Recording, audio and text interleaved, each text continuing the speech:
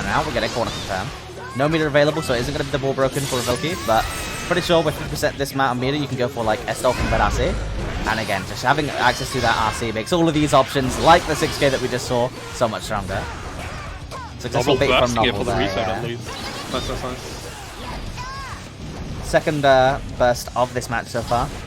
Getting both of them off successfully is a pretty good sign. Again, getting counter hit out of the S-Dolphin. There's a long way to go, especially, yeah, this is dead. Yeah, Red RC for the reset, ends it with the 2H. Just for good measure, you know, Keech taking game 1 in this battle of the minds. I mean, honestly, Keech has been doing a phenomenal job so far. They're playing pretty differently, I feel like, and very similarly at the same time. Obviously, the neutral looks pretty similar, but we're seeing Keech go for a lot more offensive spots, whereas Novel's typically trying to take his space and his time with the matchup. Keech is kind of just going in and doing less of the throws setups than Novel's doing, but at the same time, he's getting a lot of the strikes. But a lot of the neutral situations are going in his favor, basically. And that's what's really determining who's winning these. It's just Novel is losing out on a neutral a few too many times with Keech being ready with that S-Dolphin button a little bit earlier. And the JH again, same situation as we saw last round. Getting that ID JH counter hit.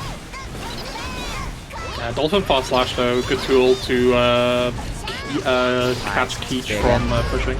That's nice. Nice. Great anti. You have to do that basically on cooldout, so Novel having a good idea. Going for the instant burst, not trying to bait out, you know, not trying to beat delay burst. Interesting.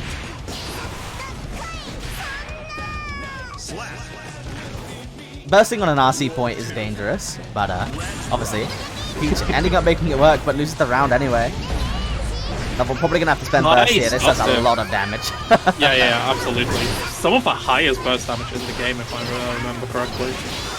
She can do pretty easily off of like semi-optimized route Su 2230, so it definitely hurts. Yeah. It's a PRC here. Still gets overheaded. Into the OHK, that should be dead. No burst is going to be available. There you go. Wall stick into Big Murder. There it is.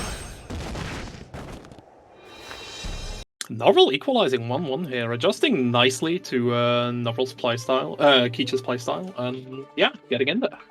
Getting the reversal pretty quickly, and honestly, it just comes down to, in the first round, we saw quite a bit of neutral interaction still going on the half of Keech. But Novel sorted that out pretty quick, and all of a sudden it looked very convincing on his behalf. They did hop off, so we just have to hop back onto the book real quick. Let me see. Yep, coming. There we go.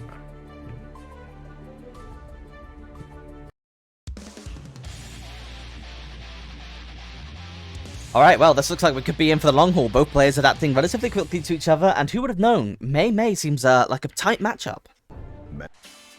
Duel 1. It really is. I mean, what do you really do in a matchup where both players are trying to control the ground and then the air? Like, the game plan is so similar. Oh my god, Novel whipping that burst. Some would say the game plan's the same. Slams through. Yep, there we go. H-Dolphin whiff. Goes for the BRC at the start of the round. A little bit unfortunate. I'm pretty sure that was probably just misinput on Dolphin. I feel good. Here we go. Just both of them smacking each other. The wrist bar all the way cranked. We're in the red. One hit is what it's going to take. All the way up. And there you go. That's that. There it is. Keep starting off very strong. That is the most cranked I've seen the wrist bar in a very, very long time. Novel blocking a lot of the buttons like 6H and JH in the air. And that's literally what one of Mei's win conditions, essentially. Is catching you on your jumps and dragging you back down to the ground with vertical H-Dolphin, 6H, and jump heavy. They're really, really good buttons to just crank up that risk. And, you know, a counter hit from Mei already hurts. Yep. So, eating a risk counter hit. Needless to say, that does a lot of damage. Reverse hit JH. Beautiful. Oh, catching him on the jump with a 3K as well. Going for the OHK. No burst is going to be available. Is this going to be the kill? That should be. Yeah, there it is. Very convincing stuff coming out from Keech.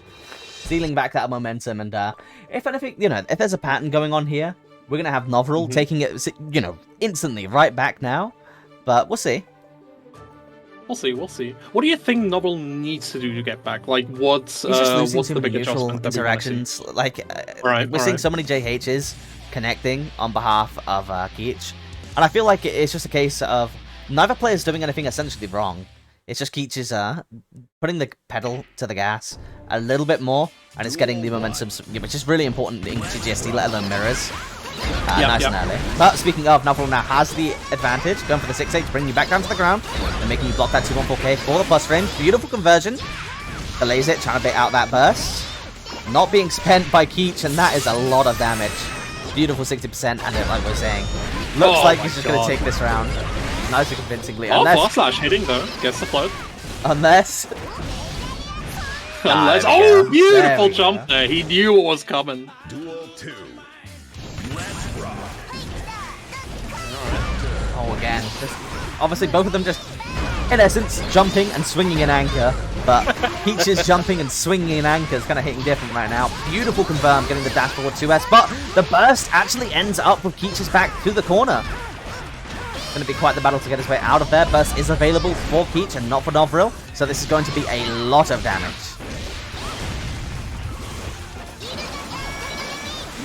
The serene transition. Nice jump. Gets no the overhead. Dolphin. Fast slash Dolphin. Another block here.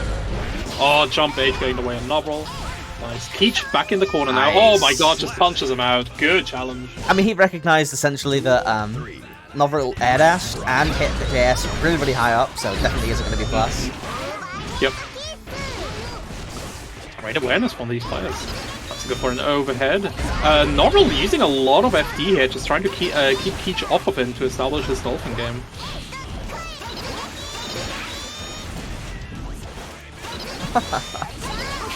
This is neutral. This is what you waited 2 years for, Strive fans. We're here. The time is now. Dolphin XX. Superior grab-based neutral, everyone. That Guilty Gear is known and loved for. Nice. OHK Ooh, burst good. is available. Is it going to be baited? Nope. Just going to get the full OK situation. Burst is available for Novril after the wall break, but he also has a lot of meter. But just gets clipped by the safe jump JH instantly. Not what you're to see. I'm assuming that he might have been going for reversal super, but I do know that setup.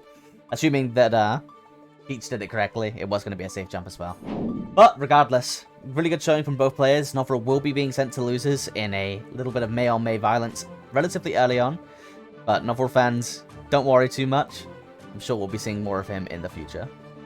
We'll definitely be back. I might count on it. Alright, so next up, we're going to have Kurakeech versus Red Slasher, a name that I haven't seen before.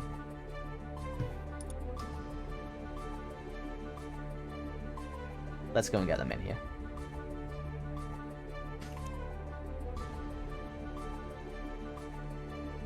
Kurakeech obviously is a, I believe, German Potemkin player who played a lot of different characters in XR, but primarily it was Potemkin.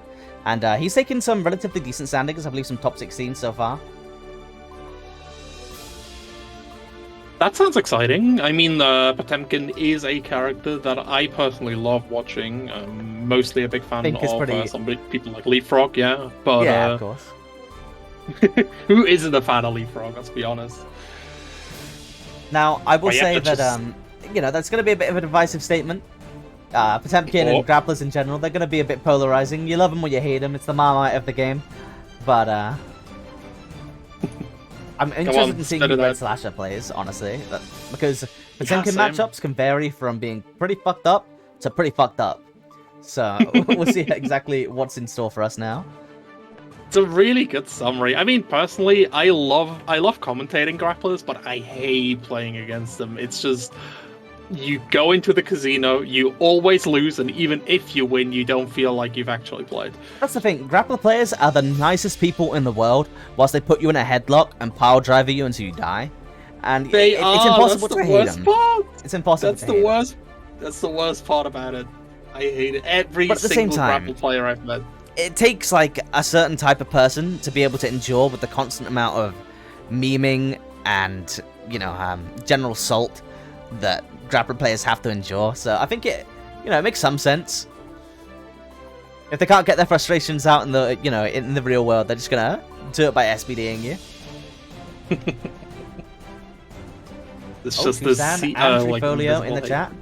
Shoutouts to everyone who's joining us so far. We're just waiting for our next match, which should be getting underway shortly, as they're both in the lobby now. That's nice. Let's go. Alright, there we go. Kurokichi on the cab. Let's get to the book. Let's see the secret to be revealed. Who will Red Slasher play? Ooh, it's a Soul player. Let's go. Soul against Potemkin seems playable, I feel. Soul, of course, the the jack of all trades in this game, but like more the king of all trades, I guess. Scoreboard said week 1 this is bad round. This is week 2. Updated that. Sorry, guys. Now, coming pretty fit, and sorry to interrupt you, by the way, but coming fitting in, we have Red Slasher on the Soul with the red color. I actually quite like this Soul color, seeing it for the first time. Beautiful burst bait off of that close slash. The Red Slasher coming in hot.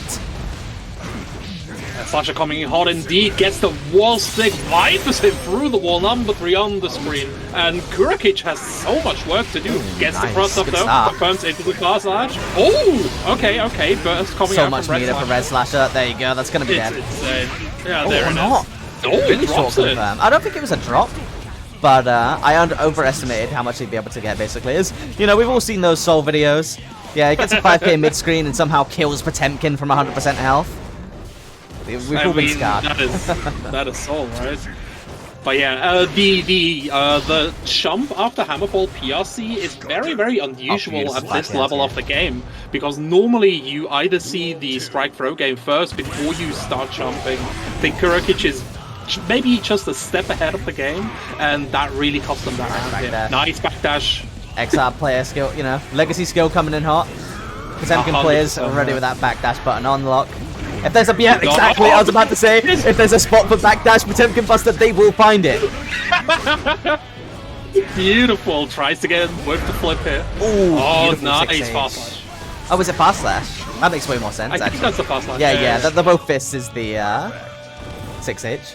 Yeah, he's doing a really good job at controlling space with that fast slash at the moment. Obviously, one of the we'll call it a downside that Soul has is that whilst he has 6H and 6S as really good disjointed heavy priority buttons for neutral, he still has to get in to apply his close slash and fast slash pressure, which is ultimately, you know, what he's wanting to be going for. Another thing that you really have to take into account is that Potemkin, as a character, he will be looking for you to go for those throws. And the second that you leave a slight gap in your pressure, especially as a character like Soul, that's trying to go for those frame traps into strike throw, if you leave a slight gap, a Potemkin player will find a way to punish you over Pop Buster, especially if you're going for regular throw, as obviously Pop Buster has throw invuln. So if you go for a regular throw, there's even more of a window for Potemkin to be able to throw you right back. And he uses Heavenly Potemkin Buster in a really interesting way to find his way out of the corner before getting the Pop Buster. 50% meter is now available. Let's see what he does with it. Yeah, uses Garuda Pablasi. Oh my god, went for the block here. Knew that Red Slasher was gonna press slide head. That's a good challenge. Gets the gold burst and 2-4S. Oh my god. Well, that was a quick change of situations. Honestly, really good recognition there from Red Slasher, understanding that after Hammerfall PRC, you can pretty happily take a spot to throw 5k out, but then not overextending too much to get himself killed, and then managing to somehow find a gold burst and all of that, and closing out the round pretty happily. Red Slasher's looking pretty solid, I'm going to be honest. If any of you know where he's from or what sort of history he has, let me know. Duel 1. I mean, based on his color, he looks like a Blackpool player, maybe? Because this basically is Ragnar the Blood Edge, right? That's true. Soul the Blood Edge. Nice. Goes up there, the Viper. Holy hell, that's plus button. Oh, backdash. It doesn't end up getting the punish, but regardless, takes the turn back. Doesn't matter. Red Slasher, though, also just striking back with the backdash into the close slash. Beautiful. It's the overhead, nice. Kurokichi was presenting a problem with fast slash to Red Slasher, and instantly, you know, it took a little while, but he manages to adjust, gets the IDJH, and all of a sudden, you know, you're getting hit by a Soul Turn, and Soul Turn's hurt, as we get displayed for us pretty aptly.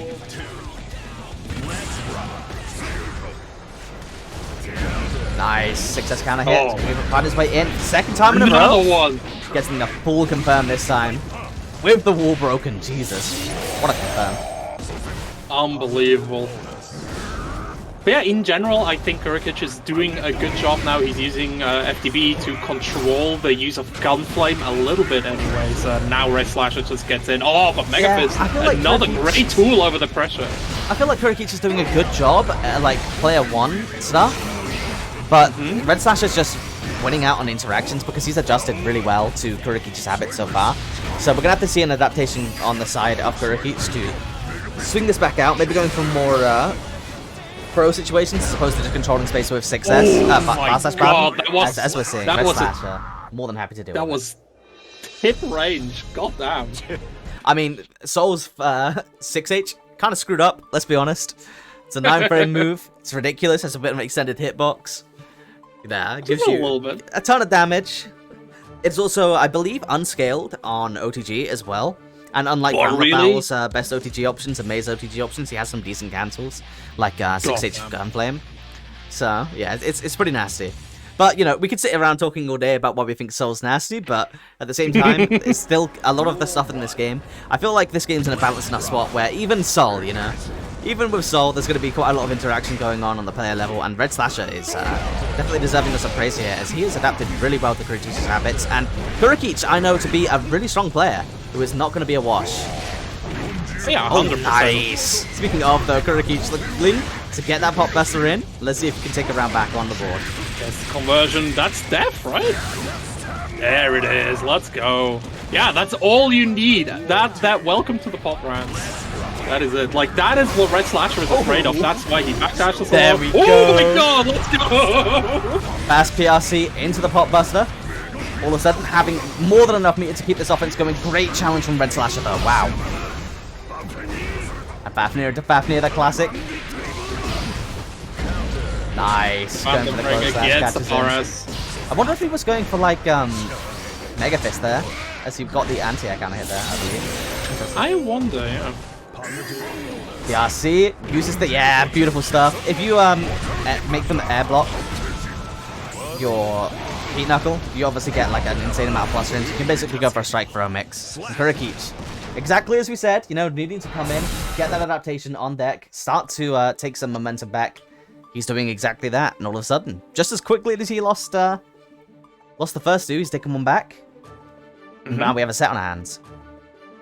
Absolutely. I mean, it almost feels like Kurikic just spent the first two games really... Getting the POS engine revving, you know? Yeah, exactly. Like getting some data and putting the fear into Red Slasher, because all of these grabs, like you need to really slam the fear into them of not jumping in there, and he's just getting pop buster after pop buster now, like with these amazing setups. I will Oh say my god, Forest, that, something I've been thinking about quite a bit with Potemkin is, you know, the situation with a lot of characters, it's kind of universal, where you have a fast horizontal track, you know, covering the move. Like, let's say Geo, 246k, May, Dolphin, etc. And then you PRC when you're underneath them. And this coming up because of Hammerfall PRC, basically. A lot of Potemkin players, if they see someone jump, they'll try and air throw them. But honestly, I think that not just with Potemkin, but also with like May doing 28HS instead, is a much better answer. Because with Potemkin specifically, if you're going to do Hammerfall PRC and then react to it if they jump or not, wow. This could be the start of something big. There we go, That's the it, second right? one. And There we go. getting There back we to the go. point. As two Potemkin versus in the row swiftly end that round. After Hammerfall PRC, basically, if you're reacting to the jumping, going for the air throw, because of the slowdown, they actually have a larger window to tech it than usual. I believe it goes from a 5 frame to an 8 to 10 frame window. So I honestly think you're just better off going for Heat Knuckle. Because if they block it, they get dragged down to the ground and you get a strike throw situation. And if they get hit by Heat Knuckle, well, it's more reward than air throw, so... Absolutely. Oh my god, another one! Kurikic Kurikic has is got in the Red engine Slasher's revved 100%. All of a sudden, the earnest is definitely going to be on Red Slasher to take this round back and get this match back in. Wow, tiniest sliver of HP. Slowly He has a approaching long that hill magic to- pixel area. Okay, getting the blocks, wild throw. blocks, This is a good start, but the trade. Kurikic trading there successfully into eyeing up the set 2-2. And with the momentum so heavily in Kurikic's favor, this is looking good for you Potemkin fans. Absolutely, yeah. And I think like the only thing that Red Slasher can do is guess better now? I genuinely don't know, because what Kurikich has done is just teach Red Slasher basically the wrong lessons, and now Kurikich is playing the right game, and it's going in there. Like, he gets the pop busters every time, he threatens the heat knuckles, and yeah, like the fast slashes. Red Slasher is very afraid of using Gunflame and neutral as well. Ooh, the backdash though, very told him nice. to guess better, and he's certainly trying. Really good start. Spending the Red RC is going to get that wall broken. No Oki, but this is still 60% of Kurikich's life gone nice and early. But we have seen, you know, basically this matchup, as you'd expect, is going to come down to which grappler gets in first. Beautiful burst bait. Wow, that and a relatively poor burst point for Kurikich. You'd have to be quite slacking on Red Slasher's part to not bait that one. 6H at round start. This is a really, really good start for Kurikich. But the backdash again. Backdash though. Yeah. Red Slasher learning a lot here. Oh, and adjusting perfectly. Yeah. Again, he's more than happy. Like we saw, it's like what the change really was. Wow, a soul getting close to negative penalty. You love to see it. Oh my god, he gets a combo off that. Tyrant Ray out for the 6p wall bounce. You know, he needs it. May needs it. Leave him to it. No, the Buster get himself out of there. A little bit unfortunate. I do feel like the angle for that connecting with Red Slasher, finishing it up, taking the match and the set. I do feel like Heavenly Potemkin Buster has a really strict angle in this game, honestly. I've seen it whiff on me so many times, but I'm not even trying. I'm like, oh, I just got grabbed, and then it just goes straight past me. I'm like, nah, that was intentional, you know, 100%. Didn't get lucky. All good, all good. And yeah, the animation certainly does set. help, Benners. Heavenly Potemkin Buster looks insane. It was something stupid like 18 seconds long originally in the first beta of the game, but I believe they turned that down now. If anyone knows how long it is now, I'm actually pretty interested in that. That is good data to know, yeah. Deviants versus who we got? Alba. Okay, this should be a good match. Well, let's go. Okay, so I actually know these two players. Deviants is a very popular RAM player. They mostly play top 8 in most of the games that they play, or very, very close to top 8. Deviants has a very adaptive style. They mostly spend the first round or so like seeing what the opponent does and then picking something from RAM's gigantic tool belt to adjust to them. Meanwhile, Alba is a Nagoriyuki player that has excellent control of their block gauge. They managed to float around that 2.5 bars for the longest time. I don't think I've seen him pop more than once or twice if he didn't plan for it. Yeah, I just really like Alba play. Very methodical as well. Good approach. Nagoriyuki is a character that I like watching in general. But Alba's Nagoriyuki is just so nice, and he knows exactly what he wants, when he can use his specials, when he can't. It's a pleasure to watch. Every time. So yeah, for the basically Deviants was a phenomenal player as well in the Grand Blue scene. Honestly, it was a little bit divisive between basically it's pretty polarized, you know. It's either you love Deviants or you hate him. He's a UK FGC member, and I'm on the bank of I love Deviants. I think he's a great player, and he's a funny guy. He's also made some music in the past for HAB, which really appreciated. Obviously, we were planning on using it for the intermissions for our streams this season. However, the OST actually ended up slapping quite hard, so I've ended up just using that instead. But again, Deviants, shoutouts for the tracks that you've thrown our way. It is much appreciated, and obviously, I'm pretty close friends with him, so I can say firsthand that he's had an interesting experience attending at the moment. He's going between losing to Souls, getting a little bit upset, but his results speak for themselves. You know, he's hitting pretty much top 16s in most events.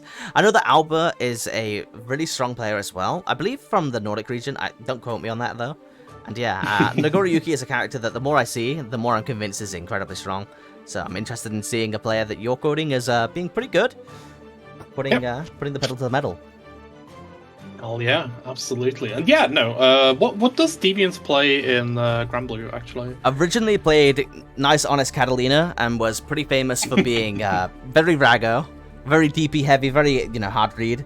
And then during his development in Granblue Fantasy Versus, you saw him toning that down a little bit and becoming more of an adaptive player. Like you said, that is now his current style.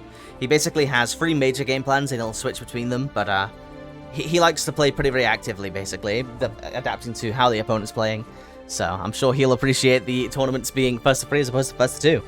And let's see just how well he can handle Alba, though, because with a character like Nagoriyuki, he's really good at adapting in and of himself. Obviously, Ramlethal being a very well-rounded character as well. This is the type of character that Deviants likes to go for. Catalina and Belial are his mainstays in Granblue. He did have a period where he was also playing Jita. So, you know, relatively well-rounded characters with good mid-range and good offense. But a character like Nagoriyuki definitely is no slouch. Being able to go from going from this very slow, methodical character with huge buttons to being this rush down menace when he has the resources available.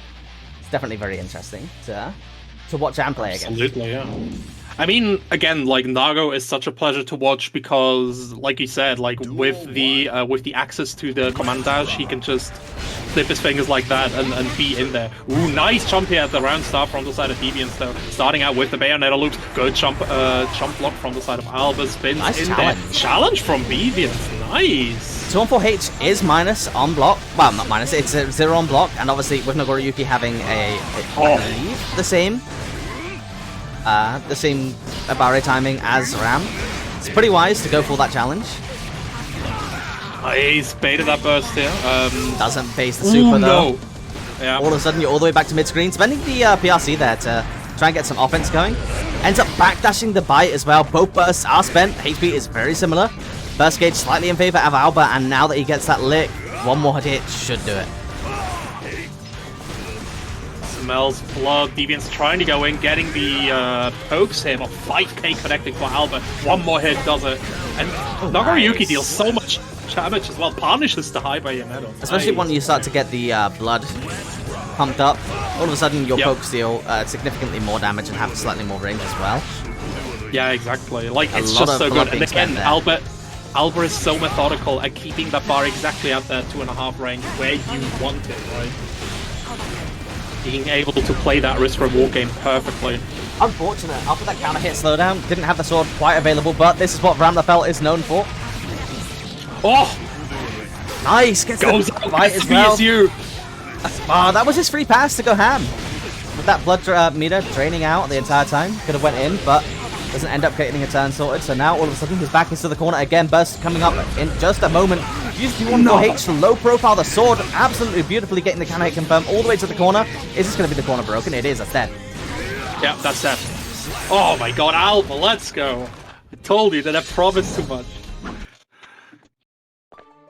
I mean, as long as I'm not getting disappointed, I don't mind what you promise.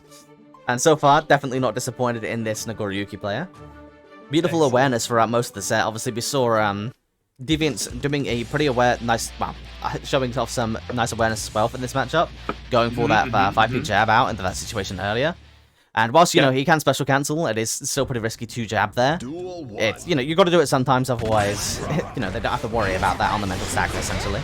But then we also saw the 2-on-4H going under the sword, and then the counter hit confirmed coming out from Alba to close out that round. So beautiful awareness from both these players, and the execution to pull it off as well. Ah, that's the clash, that always happens. When you like Clash 2K, the character with the fastest 2D, which I believe Nagoriyuki has an under average startup on his 2D. So, 7 frames if I remember correctly. Oh, that's not under average. That's pretty good. Okay, wait, then I'm confused. It's no Giovanna. Giovanna coming in with the 17 frame 2D. Yeah. No, never mind. Oh, throwing the sword. Okay, both swords have been spent. Gets the confirm though. Unlucky. Alba getting clipped. Both the swords and now returned. Getting the mix up with the PRC. Fast RC. 5D.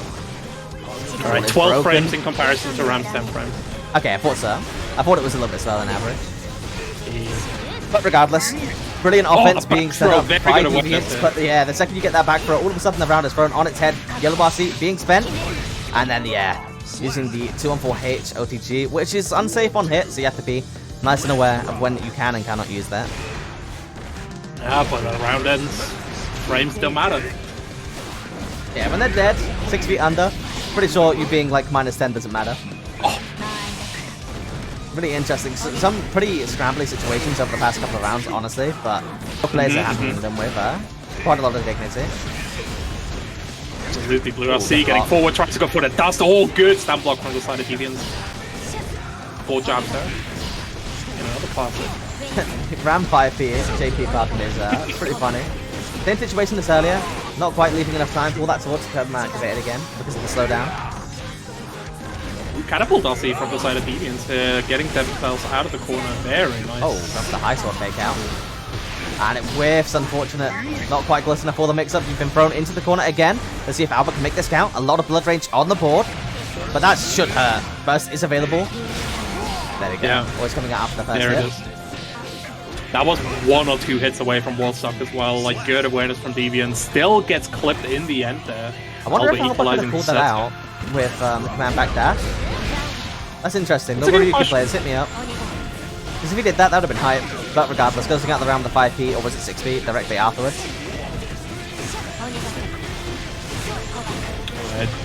Bayonetta loops. Oh, there we go. Ends it with a throw. Back throw. Albert.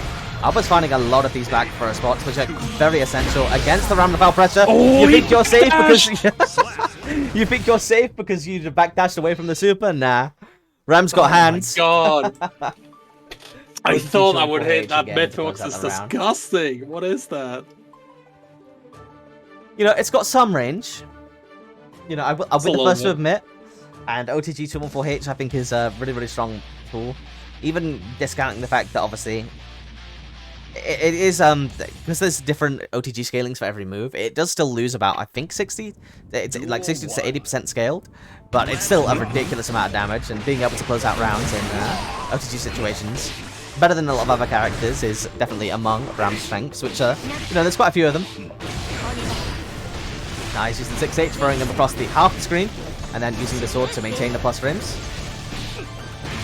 Albert finding it a little bit difficult to find his way out of that corner without the use of corner throw, so as long as Deviant adapts and keeps himself spaced out in these situations, I think he's going to be in a good position to take this set.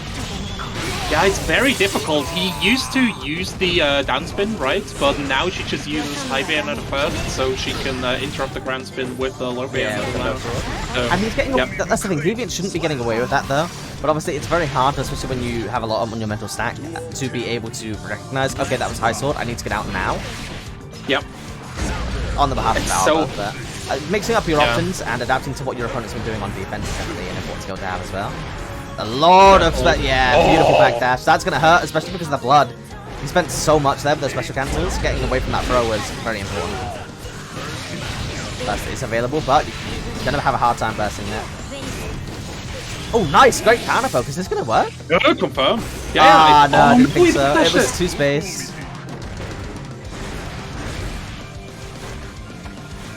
Both players being patient now. Brilliant anti-air with the 5B. Doesn't end up connecting with the Dauro, but tries the pressure up regardless. And again, Albert going to struggle to find his way out of that corner. There should be a confirm into the super. There we go. Oh, not dead. Wow, the guts coming in. Wasn't killed, though. I thought that was dead for sure. Pardon me for same. that. FD being spent. All of the tension that Albert had on his side gone. And that leaves Deviants ready to go in for the tick for Albert being a little bit too hesitant on defense, I think. I think you basically, especially against characters like Ram, Chip, May, you essentially have to know what your options are on defense and be ready to commit to them, commit to them and to the RPS instantly, because the second that you're starting to be a little bit more patient, Ramnafel has options to punish that as well, being one of the better characters for tick throw setups off of low sword, for sure. Can't be too hesitant to commit to an option against her, but obviously, as a character like Nagoriyuki, he struggles more than others to get out of the corner, because obviously not having access to certain air options and being relatively slow on the ground means that he's going to have to commit a lot harder than other characters, which is why we saw the fast slash come out earlier, which is a beautiful call out, but unfortunately, you know, not getting a conversion with that super. Staggered offense from Albert, so beautiful at the moment. Gets the BSU into the red RC for the flow, gets the stick, number 6 on screen. Very nice. Momentum. Dauro PRC getting the pressure nice and early, and it's a really interesting piece of tech that everyone's been using. And there we go. Albert closing out the round. We're going to see this go to 2-2.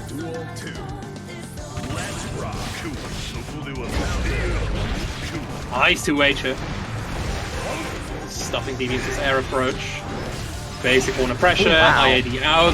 That's it, JH, but gonna get the confirm. Wow, nice back throw. Back throw too. Wake up, super. That nails connect. Wow. Let me tell you about the C, boy. Back isn't to the corner, so we're not going to have a wall break situation, but using that command dash to get back in. A lot of the blood being drained away because of the use of the super. The burst ends up completely whiffing, but Alba had already committed to a button, so he couldn't punish. But instantly afterwards, continues on with the momentum, and we're going to 2-2. Yeah, excellent adjusting from the side of Alba, just being able to get that space to, you know, bully Deviants a bit more. Because I think Ram has, once she gets going, she's incredibly oppressive. But if she doesn't get going, you can't deal with her. Her startups are slightly slower than average. So, you know. You wanna take use of that. And Nagoriyuki, of course, again, like we saw it in last set, the staggered offense that Alba is using is so nice. Oh my god, round start burst already from Deviant. They've done it a lot in the last few matches. Don't want that risk to get up too high. I mean, specifically, it's just the matches that Deviants has been winning so far have been the ones where he's been asserting himself on Alba. Both characters are very capable in mid-range, but when the position that Alba really seems to be struggling with is dealing with that corner pressure. You know, as expected, it's not easy to deal with. But when he gets those back throws in, it's like the one situation where it's liable, doesn't get the punish, unfortunate. And the challenge with 2K after the 2-1-4H. Interesting. Alright, an unfortunate round for Alba. Let's see if he can bring this back. Alright, BSU goes round sub. Goes in there, wrist gauge crank, there we go. Gets 1 hit, 2 hits. Right to the wall stick, ends with the super. That super does so much damage at the wall. It's gonna be close. Yeah. Oh my god! I've been hit by that so many times where as the player, I'm like, nah, this isn't gonna kill me. And then as I start seeing all the slash, I'm like, oh god, this is gonna kill me. Oh no! And then I'm dead, and I'm living in dismay, but now I can use it in commentary to say, yeah, that's gonna kill. Yeah. Excellent knowledge. Oh no, gets floated by the Bayonetta. Gets counter hit. No burst use as well from Alba. Beautiful pressure coming in. The counter hit!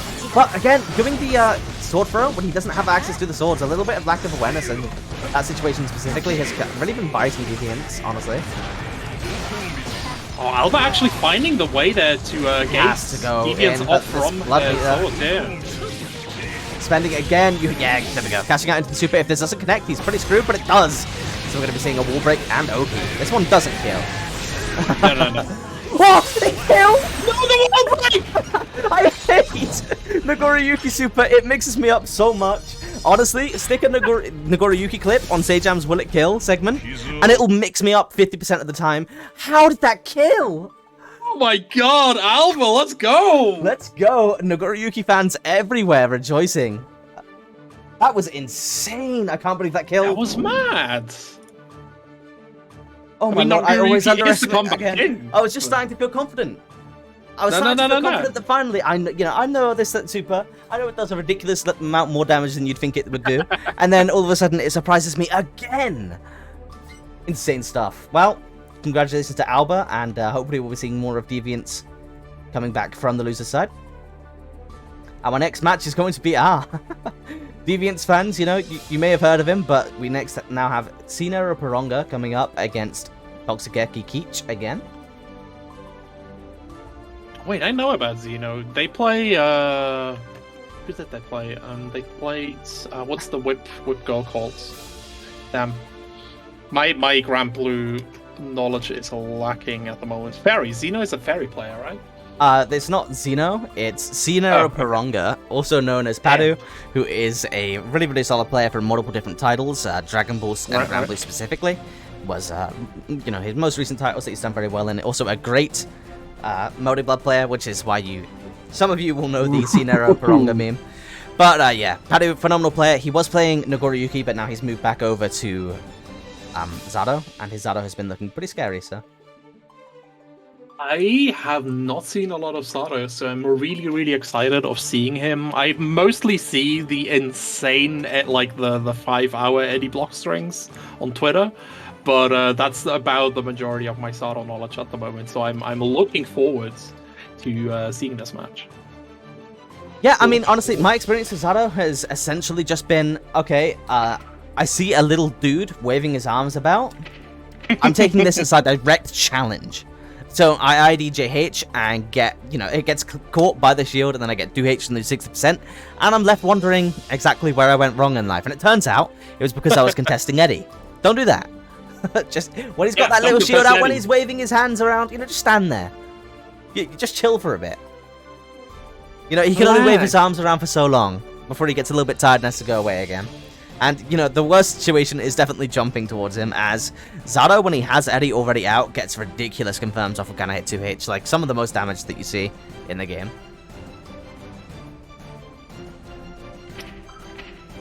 Definitely. Just waiting for everyone to start. Yeah, there he is. The man, the myth, the legend. Finally revealing himself to be Padu. For those of you that haven't already, be sure to check out the Matcherino. We still have 16 codes available. I want to see all of them used. It takes literally 2 seconds. You hop onto Matcherino, and at one click, you've donated 50 cents to the bracket and the top player from this event. So, definitely, that's literally the exact situation that I was talking about. Do not IADJH Eddie. The frog is dangerous. Oh my god, with the mix-ups as well. Like, the biggest thing that I'm afraid... Oh, no, my god, another not one! again! That's dead. No, Keech! Well, how did that don't do so contest much the pose, damage? boys! Wait, it whipped! Oh, the mercy! Oh, super! I think he's supposed to do the sword one there, I'm not 100% sure. Regardless, one more chance at life for Keech.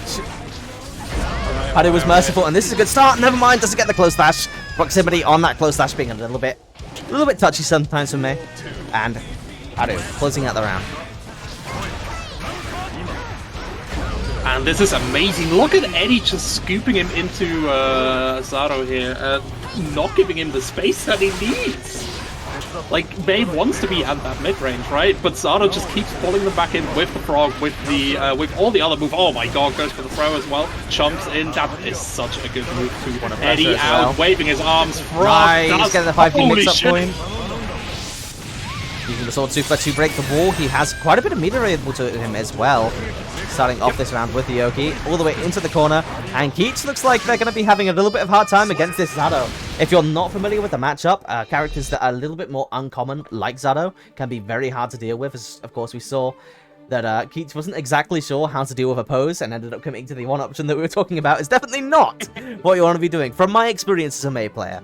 However, it is worth noting, that, yeah, Bossmate is a really good character in mid-range. Zato, especially with his new Eddie, is a neutral monster. But once you get him under your anchor, it can be very hard for him to, 1, escape, and 2, he takes pretty much the 3rd most damage in the game for any of these exchanges. So, as the Mei, you definitely want to be getting in there and getting that offense started nice and early, as we're seeing. But the burst actually ends up cornering Keech. A really quick reversal. There we go, getting the 3K, 5Ps button into 3K. And now we're back to neutral, which again is more of a comfortable zone for Zato than up close and personal. And, doing so much great work here. Oh, that's dead. Like, flying around. Oh my god. Yeah, but he's doing so much nice work here, flying around while his Eddie meter is empty too. I really like that meter management. Yeah, I mean, flight is a really interesting tool for Zato. It's another one of the reasons why locking him down in neutral can be pretty difficult, even as Mei. Yeah. But you really have to be, because as we're about to see, any mistake that you do end up making as Zato is going to cost you. Going for the 5H setup. Yeah, this is dead.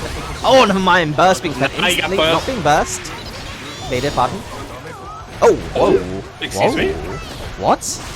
Oh, it was because, okay, so as a quick breakdown, Padu still had throw invuln from Wake Up, so the OHK whiff, but OHK has throw invuln, so Padu's reversal for a whiff. Interesting. Interesting, tries to jump out here, empty for the ball, Padu sending out prayer. Eddie, there we go, catches it. Getting the confirm, that's gonna hurt, is that dead?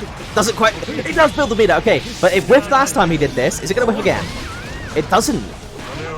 And it gets the command for it close out the round. What a comeback. Wow. Also, that command for a sick. I wish I got to see it more, honestly. It looks so cool, yeah, I love it a lot. Just in general, like, Eddie seems to have a slightly nautical theme this time around. Nice, with getting the the 5D block mix and the up. shocks. Gets himself out of the corner as well. Good decision, I think. Especially because he didn't have the meter to get that combo going. Yeah, yeah. Oh, nice. Oh, Again, this God. is not what you want to be doing against Zato. You basically just want to contest the ground and try and beat out that Eddie. Obviously, Against stuff like the Sorcerer, leap the Eddie in meter too. neutral, it's dead. Burst gets baited. Beautiful stuff from Padu. Oh no! Oh, that was unfortunate to watch. Tries to YRC, but just gets mauled by Eddie during it. Peach was looking Was really, Eddie really even solid at the start of this Yeah. match, but Padu getting the reversal, taking back one round, and then the next round followed very, very quickly afterwards. Honestly, as Mei, it's really easy because of the how strong your JH is and your air game in general to get pretty complacent. It's a great way to build charge as well. But yeah, it's pretty easy to get complacent, but Zato is one of the few characters that, wow, that's actually quite a few. There's like 6 characters that can make you feel pretty uncomfortable in the air. But Zato probably being the biggest one because the amount of reward he gets off of anti-airing you is absolutely obscene. Beautiful round start for Padu again. Mei trying to get in, but you really have to be able to commit to the ground game against Zato, because when you're on the ground, you can counter poke Eddie with like a leap and stuff in neutral.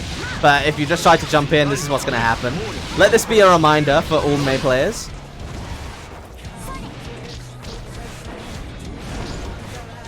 That was some kind of neutral blue RC forward, Shield. sends out the Eddie. Oh no, Yeah. kicks him despite it. Again, I honestly I feel Keech's pain right now.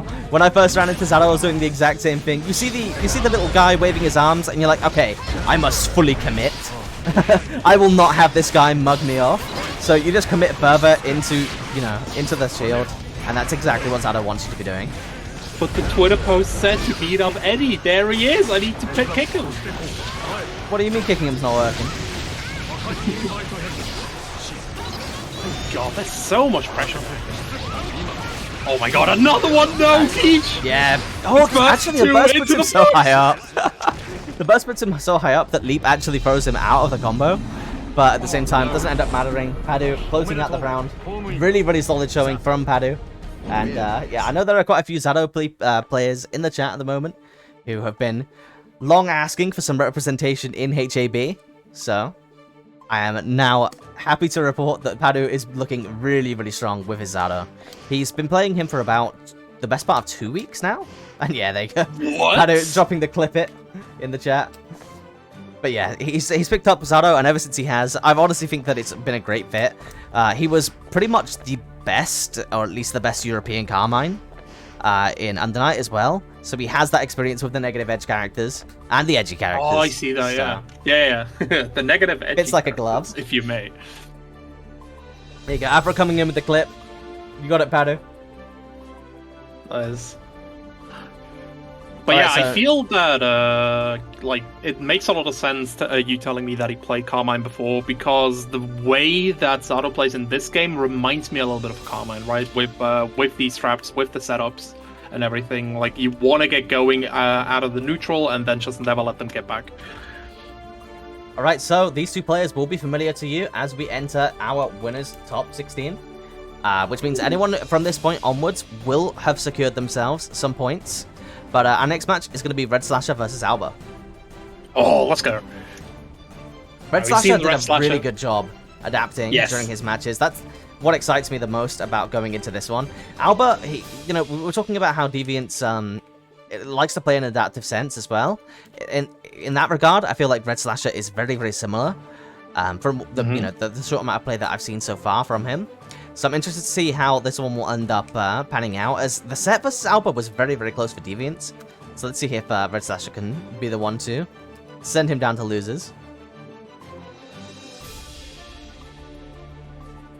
Let's see. I don't know who I want to give the edge to, because yeah, I think if Red Slasher gets the space to adapt, which he definitely will. Like I feel Nago, it is explosive, but it's a bit of a slower matchup. So Red Slasher definitely has some time to think about his opponent. And yeah, I think he can. Yeah, he can do it. He can do it. He has the tools. I mean, Soul has all of them. Nago is good as well, but not on Soul's level. So we'll see. Now, We'll see. just before we continue on, going into our next match, I might as well give you guys a quick little look at the bracket and how it currently stands. Because we do have all of our top 16 confirmed at this point. Our women's quarterfinals is locked in. It's going to be Black Ace versus Padu, Alba versus Red Slasher. Sabel versus wow, Musk Camonera, who is a player that I haven't seen play in the past, but Sabel I know has been rearing at the moment, trying to get into the top 16s. So congratulations to Sabel for that attendance. I believe is playing Sol at the moment, so definitely got a good shot with that character, you know. And then our final match in winner's side of top 16 is going to be Chronicle versus Benners. All of these matches will be streamed, and our next one will be Chronicles versus Benners. Down on the loser side, we have Barry Bones waiting for the winner of Kurokichi and Bear Noodles. We have Leapfrog, we have Zero Chell and Z-Zub, and then we have Rarefish waiting for the winner of Hauno versus Habaduba. Trikiza, oh, and then Maka FGC down on the loser side as well. What? Who knocked down Maka? Maka is playing his like week 1 Leo for the pretty much all the tournaments in this week. But let's go and have a look, why don't we? Maka got knocked down by a player named Yamini, who actually ended up getting knocked down to losers by Red Slasher. Alright, alright. Well, with all that said, you now have a basic overview of how the bracket's looking. It looks pretty stacked, I'm going to be honest. A lot of really strong characters in top 16, for sure.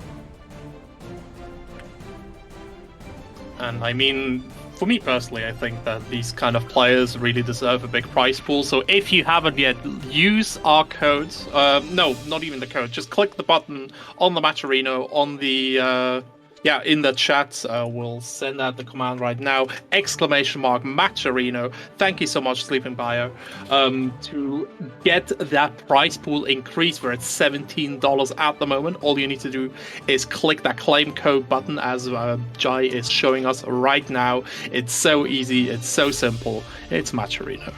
Literally 1 click, 2 clicks, and then when this loads up, the 3rd click, which I've already done, so unfortunately I can't show you, but just 3 clicks, and you've donated 50 cents directly to the player. Obviously, there's also some pretty easy sponsor quests that you can complete as well, if you find yourself with the time, but that one, can be a little bit more annoying, so more understandable if you don't. But the codes? Come on now. There's 200 of you in here. We only need 50 of the codes to be entered with, just one press of a button. A beautiful punish coming out from Alba, and a very strong start. It's a lot of blood, though. Yeah, still below that too. There we go. Okay, now we're starting to approach the critical part. So he's going to be looking for that BSU momentarily, or just stay back, let Red Slasher come to him. Yeah, both because these players he more than happy to play it. slowly. I mean, we saw that in the Kurokichi match, right? Red Slasher was more than happy to play slowly and wait for the opponent to make the first move. But obviously, Alba, like we saw against Deviants in that corner pressure, also more than happy to sit there and wait his turn. 2 well-mannered big bodies. Oh, the backdash. So nice. That's Blood Rage. Yeah, that's Blood Rage popping. Fully punished from Red Slasher 2. Uses the red RC. Unfortunate. There we go. Slight mismanagement of that blood meter there. Ends up costing very rare event for somebody like Albert. So Red Slasher definitely getting into his head. BSU used early on here for the round start, getting some nice oak here, backdash into the far flash. Very nice, very nice. There we go, close slash finally connecting, hitting him into the wall, gets the stick into the super for the optimum super. That's killed. Yeah, that killed. That's killed. I mean, if the Ram one killed earlier, this one's way killed. There we go. Duel 3. Let's rock. Thank you so much to everyone who's been showing some love and support on the stream so far. Thank you for all the follows. Nice, great round start, getting that early JH. Launching him all the way to the corner, but Alba fighting back, and all of a sudden this round's pretty even. Oh, nice backdash, wow! The balls. Obviously, Sol in general has relatively low total duration moves, so going for a backdash against a close slash like that definitely takes a lot of balls and awareness from Alba. It's with the volcanic vortex. It's disgusting. Jumps over the. Oh my god. Yeah, there it is. Good call out from Alba, but at the same time, Red Slasher, with that awareness, ready for it. The second that Nago tried to get away, he was like, nah, come back here. What are you doing? I've got 50 meter on deck. You think you can get away from me? Not gonna happen. Think you can jump? I'll just air throw you. Fuck you. You will get slammed to the ground one way or another. Already game 2 here for Alba against Red Slasher. And what do you think Alba needs to do to adjust to this matchup? Honestly, I think that he's playing it fine, and these are always the worst. These are always the worst matches, right? Because you'll watch the footage and you'll be like, honestly, I feel like I'm playing it fine. It's just a case of Red Slasher, you know, getting the round start, like we're seeing right here. Alba always finds himself with his back to the corner way too early, and this was true in the Deviant set and this one. Both of these characters, Insult and Ram, really want to get in on you as quickly as possible, and I feel like Alba's just giving up a little bit too much screen space trying to prevent that from happening. I think I want to see some more like aggressive button options in mid-screen instead of just, you know, giving Ram and Soul the space that they want. Nice IAD here to escape the corner. And yeah, like we're about to see, this is a problem. Oh my god, Like, another one! it also feels like the second that because he is kind of grasping at times, because he's giving up a lot of space, it feels like that when he does get his offense started, he overextends a little bit too much with the special cancels and suffered a couple of, wow, overheats as a result so far. And Red Slasher has been very, very aware of Alba's platform too. We see him jumping on Wake Up a lot when Alba is above 2 bars. Because he knows he wants to go for that BSU, so he just, like, he is willing to eat some damage to just avoid Alba reducing his block gauge and driving him into that overdrive state. Oh wow, what a throw! Nice, bro! You can't let it all get away with those, especially when he has meter. 2-on-4S is very, very nasty. You gotta watch your toes. Blood again, getting a little bit high, and this is something really unique to Red Slasher as well, compared to other Soul players. He is so ready just to walk back. I kind of respect it, and especially against Nagoriyuki when you know that he's looking to spend the money whilst he's got it. Just taking a step back and letting that Blood Rage hit as high as it's going to hit.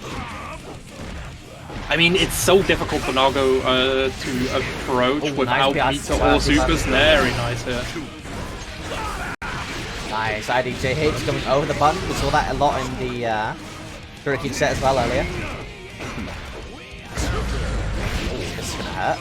Somehow ends up his back to the corner and gets hit close by slash the close Oki. slash Oki, yeah.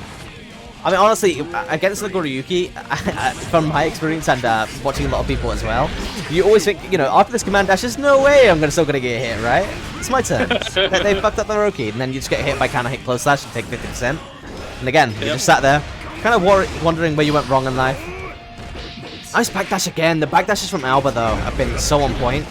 And the contesting over the Gunflame with that far heavy slash button.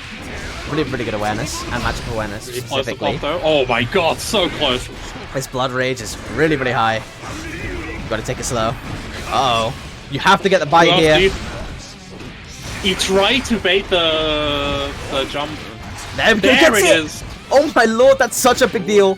Ending up getting wild thrown into the corner. Second throw. Another one. What's the mix? Goes for the fast slash, close slash, fast slash. Instantly gets BRC out. Spending the BRC to keep that offense going, and that is going to be dead, right? No, never mind. Doesn't get the OTG. Ah, that does sends it.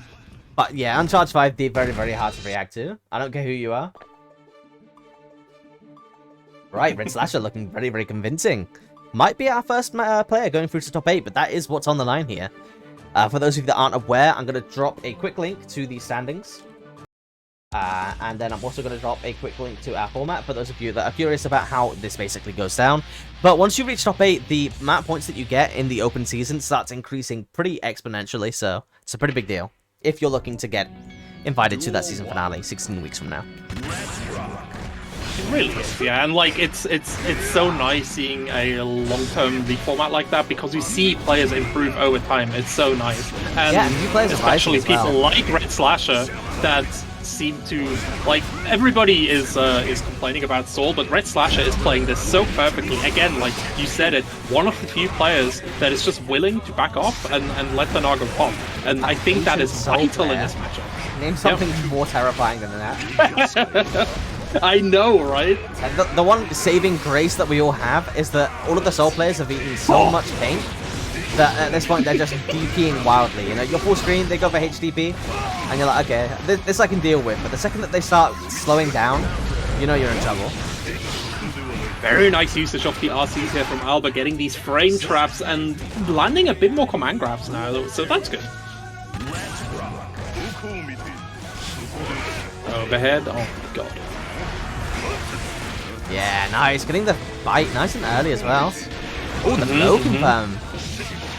Okay, Red Slasher, you know, we were talking about him being patient earlier, but he's being caught pressing buttons now. All of a sudden, this wall break super is going to give him the OP. Burst is available for Red Slasher, but it's looking a little bit dire.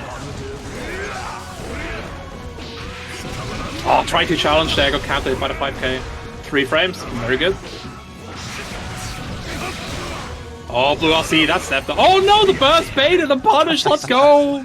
Alright, Alba, he has a long road ahead of himself if he wants to bring this one back, but that is the first rung of the ladder put in place. Yeah. First step has been taken by Alba, and I think it's good, right? Like, he's starting to get the better of these early exchanges. He's landing more of these BSUs. It's just looking a lot more tighter than what we saw at the start. Really, like, as soon as Red Slasher gives him space, if you notice, he just takes it. He just starts walking forwards. And I think that's very important. Like, if Red Slasher is willing to walk back, yeah, that can be a problem, but just walk after him. Eat up the space that you give him. Push him into the corner. Alright, that's just quickly screenshotting something for the top 16 players. I'm just letting the other ones go, basically, because we had planned to stream all of winners top 16, but the rest of the bracket is keeping up nicely, so we're not going to need to stream more to keep pacing, essentially. Don't want to keep them waiting. Now, Red Slasher now catching onto Alba's plan here, backdashing again after the pressure, and I think this is where Alba can start incorporating some mix-ups, but at the moment he's just busy being juggled, getting DP, getting Tyrant Rave, number 8 on the screen, positive bonus for Red Slasher. This is looking horrible. Wow. Oh, the back throw. Empty jump into the wild throw. Throw him over your shoulders. Oh, disgusting.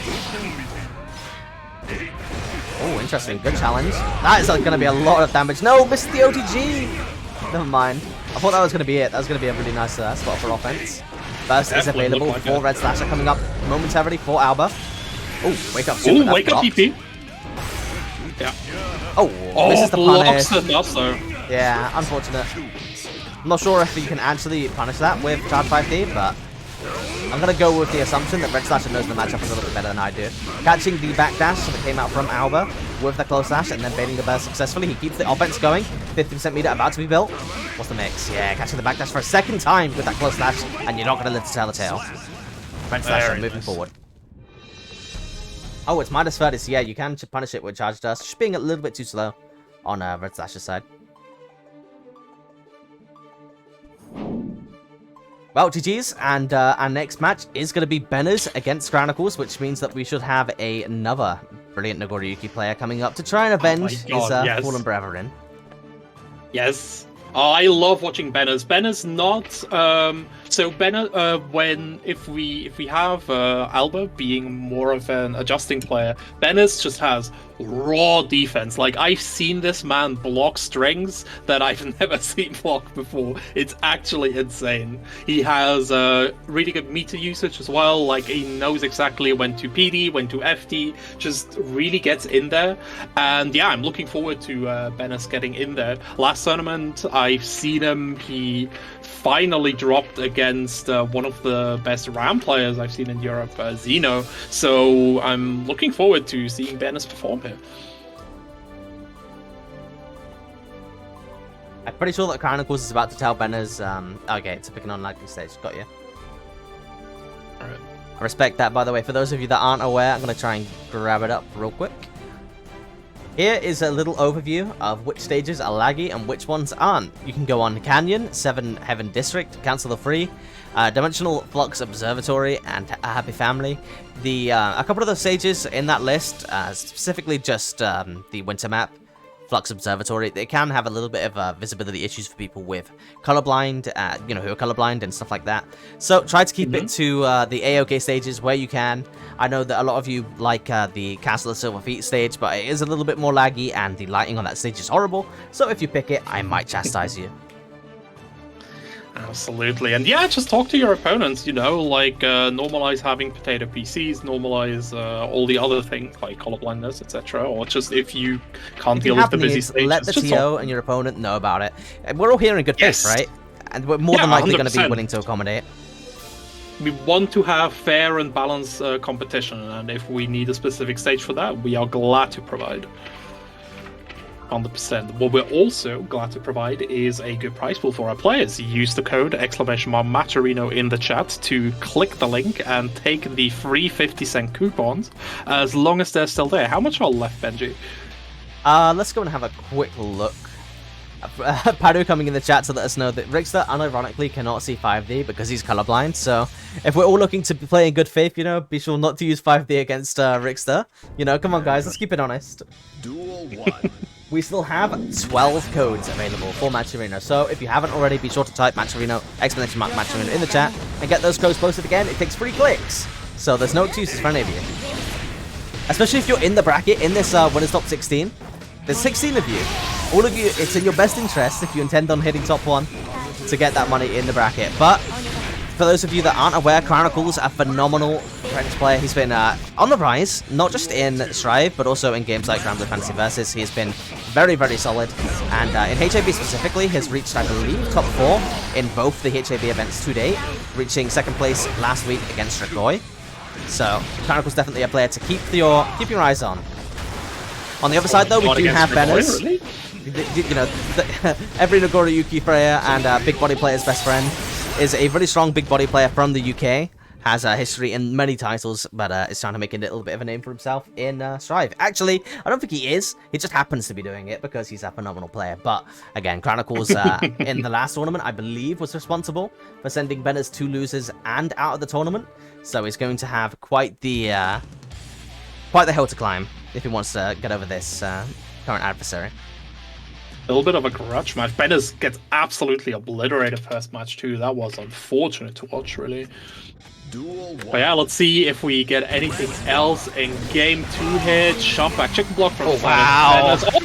Oh, blocks the burst right at the round start. Benes looking excellent at the moment. BSU as well gets in there, a little bit of stagger pressure, a little bit of backdash.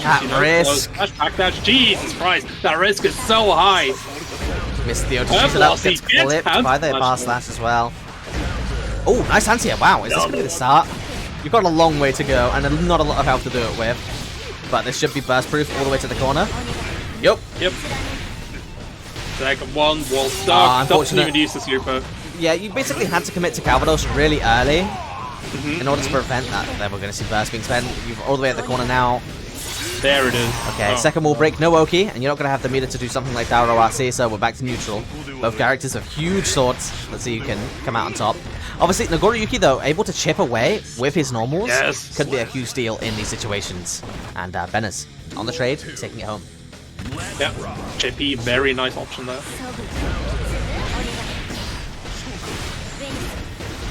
Good start from Chronicles for this round. Getting the offense started nice and early. Burst is available, but we all know you cannot burst Ram. It's not going to happen. Calvados right through the wall. Gets the safe Gets jump. the Oak as well. Yep. All the way into the corner. Jesus Christ, Chunky. 50% meter is available for stuff like YRC if you want to use defensive tools to help close out this round.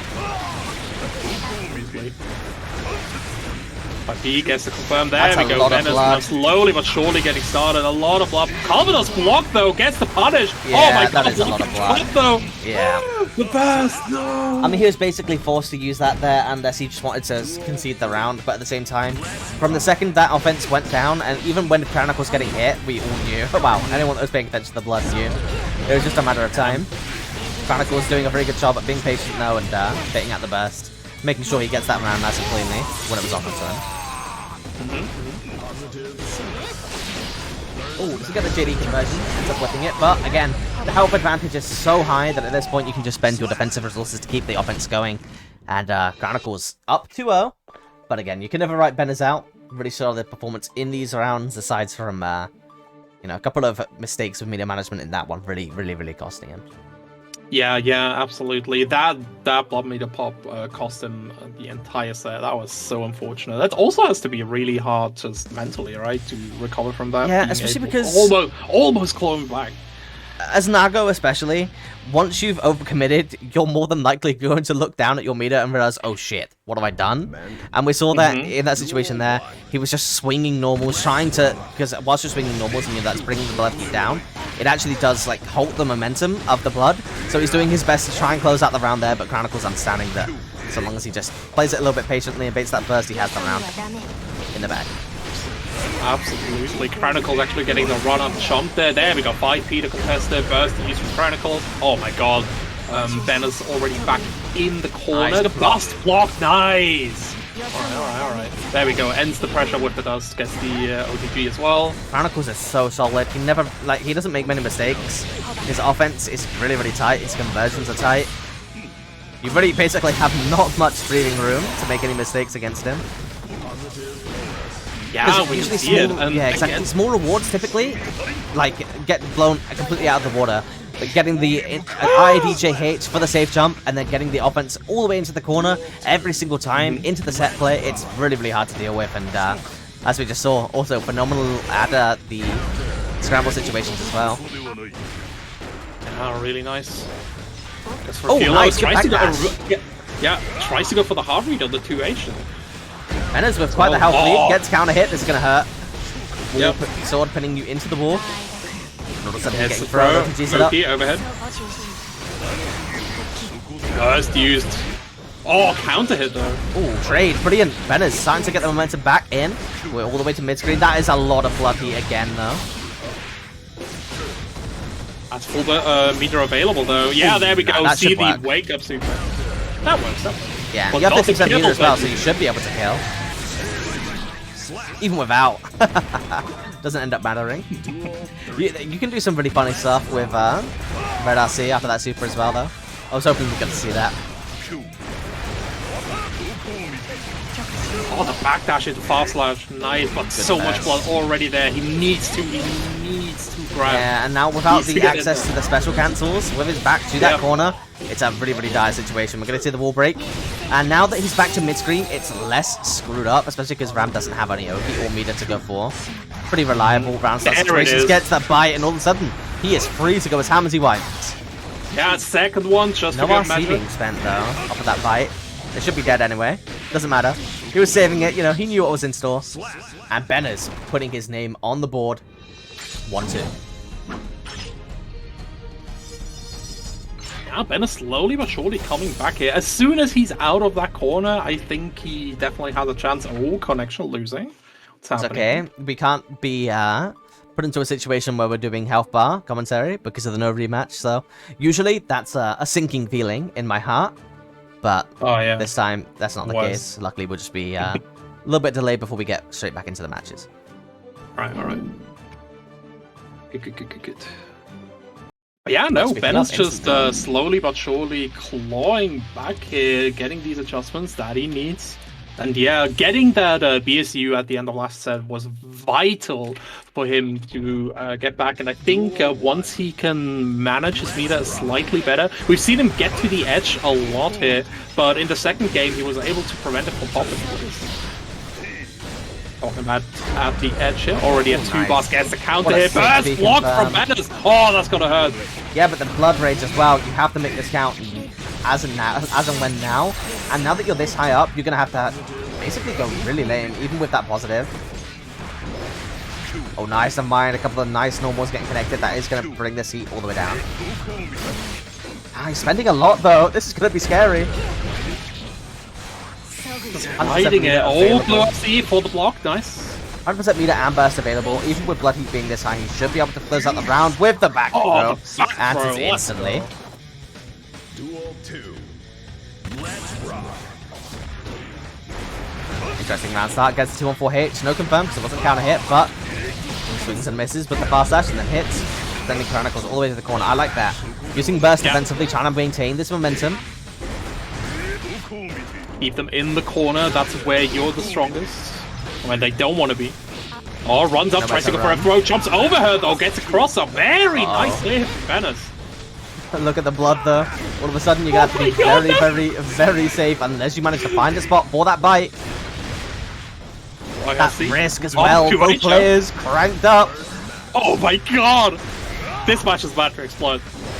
Someone's gonna die, that's for sure. Burst being spent, not wanting to have to worry about it, getting hit by the counter hit, but Chronicles getting the turn started.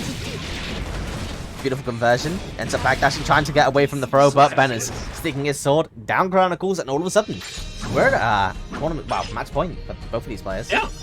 2-2 for Benes, like getting it back very convincingly now. And again, like watching that block gauge is just It's giving me riveting at the paranoia moment. more than anything. Dude, no, I'm so afraid every time. I just see it rising, like, oh no, it's gonna lose. Ugh. Okay, so Yeah. just for anyone who's curious, I just got a message from Ace. We're currently using an old graphic as Ace has actually moved the tournament back, similar to myself, an hour. So his events are going to be happening from 9 PM CEST as opposed to 8 PM like they were in the past. So yeah, basically essentially the same as HAB. The tournament tomorrow for Salty EU is going to be starting an hour earlier. And yeah, for the next tournament I'll be sure to update that graphic to have the right one on. And also be sure to check out Salty EU. You guys have been, I know that you're pretty involved as well, Dave. But you guys have been running some really, really well-run events for Stripe so far. So if you're looking for a mid-weekly, which Lord knows we need more of, be sure to check out Salty. But getting back into the match, this is a good reversal for Benes. Getting the wall break, getting the Oki as well. 100% meter available for Chronicles, but no burst. Dashes back twice. Oh my god, there we go. Okay, okay, What okay. Benes was actually trying to bait there, honestly. I have no idea, but definitely didn't come out. It's going to end up costing him, though. No. All of a sudden, the situation that should have been essentially just offense for you results in Chronicles getting around and being slightly at advantage for burst as well. Yep. So, maybe covering an arcane option there, like getting a bit too far into his own head. BSU at the round start, very nice, keeping the block gauge nice and low. Close slash, far slash, very nice. Knowing Benes, into the it was 5K. definitely intentional. Like, it wouldn't have been uninformed, so I am very curious about what that was actually covering. Absolutely. We should get into contact with Benes afterwards. Oh, the burst though, whipping. Nice, burst is available, but you can't spend it right now. You will have one more opportunity though, with that meter as well. And advanced start is just backing up, nice and fast. Wanting to play at yep. just outside of Ram's mid-range. I think it's a good choice, but at the same time, I'd like to see these resources being spent a little bit more aggressively. Back in the danger zone here Really for Benes. Nice Riz is backdash, getting up there as well. Beautiful! Backdashing during the slowdown as well. That was really, really tight timing. But Benes managing to find a way all the way to set point in a relatively dire situation. Has burst available for himself in this round as well. Spending it instantly, not wanting to let Chronicles go.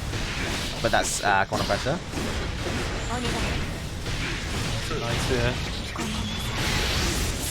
Super gonna get the Oki. IDJH to find himself in the corner. Yep. Chronicles not going down without a fight here. Wow, C being spent. C Trying to backdash. keep Benes in that corner. All of a sudden we're mid-screen though. Good anti-air, and you find yourself in the opposite corner. Unfortunate. So low. Oh, nice. What a call out. Oh, there it is. It's gonna be the round And with the the OPG OPG, yeah, that's H it. to close it out.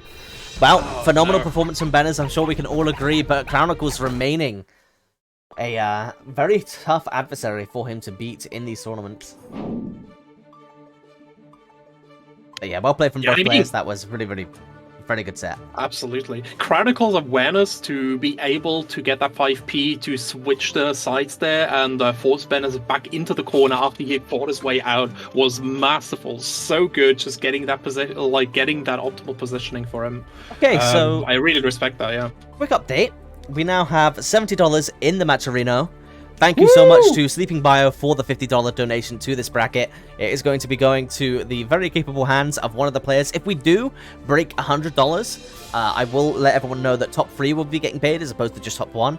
So if you guys want something to shoot for, that'll be it. And we still have 11 codes remaining, so be sure to get those in. And we can get that ever closer to the $100 mark out. But again, huge shoutouts to Sleeping Bio, and if you want the tournament donator role, be sure to let me know on Discord, and I'll hook you up. Well, yeah, Sleeping Bio, MVP, not just in Hearts of Blazing, Salty U as well, runs the DBFC tournament as well as contributes to most of our tournaments there as well. Just recently, we had a $600 prize pool because Bio, Mitch, and Mako just matched each other for 200 each. So, you know, big spender, big money, good stuff. Alright, so before we get into our top 8, I'm just going to go ahead and make sure that Black Ace and Padu and Sabel and Muscalera actually did get the memo and aren't waiting for their stream match. But give me just a moment to sort that out, and then we should be able to head into our top 8. Absolutely. While we wait for that, Prettiest Pony, thank you so much for the raid with the party of 3. Hope you're having a great time. And yeah, we have some upcoming events on the screen at the moment. There are so many tournaments going on right now. Sign up for them, support them. Most of them have Matcherino pages too, just like this tournament. Use the link, exclamation mark Matcherino, to support the tournament. Use these codes. We still have 11 or 10 left. Click the link, click the button, sign up. That's it. It's so easy. And yeah, support these players as best as you can. And support the tournaments as well. This has honestly been incredible. There's almost a Strive tournament every day. The weekends are packed with multiples as well. And it's just been so much fun watching, in the first few weeks, watching the players grow, watching the TOs figure out stuff like... Benji has been integral to that, just posting the Prime TO tech every hour or so, it feels like, in the first few days. Yeah, I'm trying to keep it as up to date as possible. We want to get these events running as well as possible. It's like my main goal, right? Running a tight event that is, you know, relatively smooth for attendees and the spectators from start to finish. And I want the rest of the community to be able to experience that as well. So if for those of you who are wanting to keep track of all of the events that are going on, there is a calendar that I've curated, so if you want to check that out, I've just put it in the chat. And yeah, if your event isn't on there and you'd like it to be, just hit me up and I'll hook you up by putting it on there or giving you privileges to do it yourself.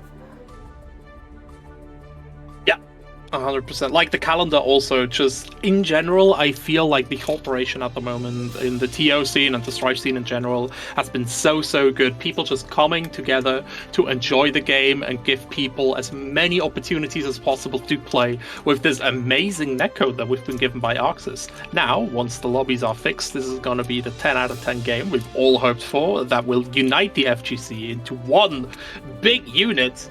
And yeah. We will get there soon. Soon. I'm just contacting a couple of the players now. Black Ace and Padu, basically. All right. It's unknown if they actually did start off stream or if they haven't. And yeah, apparently they didn't, even though we asked them to. But that's fine. That just means that now we have a match to watch whilst we're waiting for the other matches to finish up as well. So. Absolutely.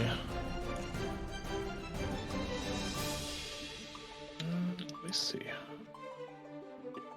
All right.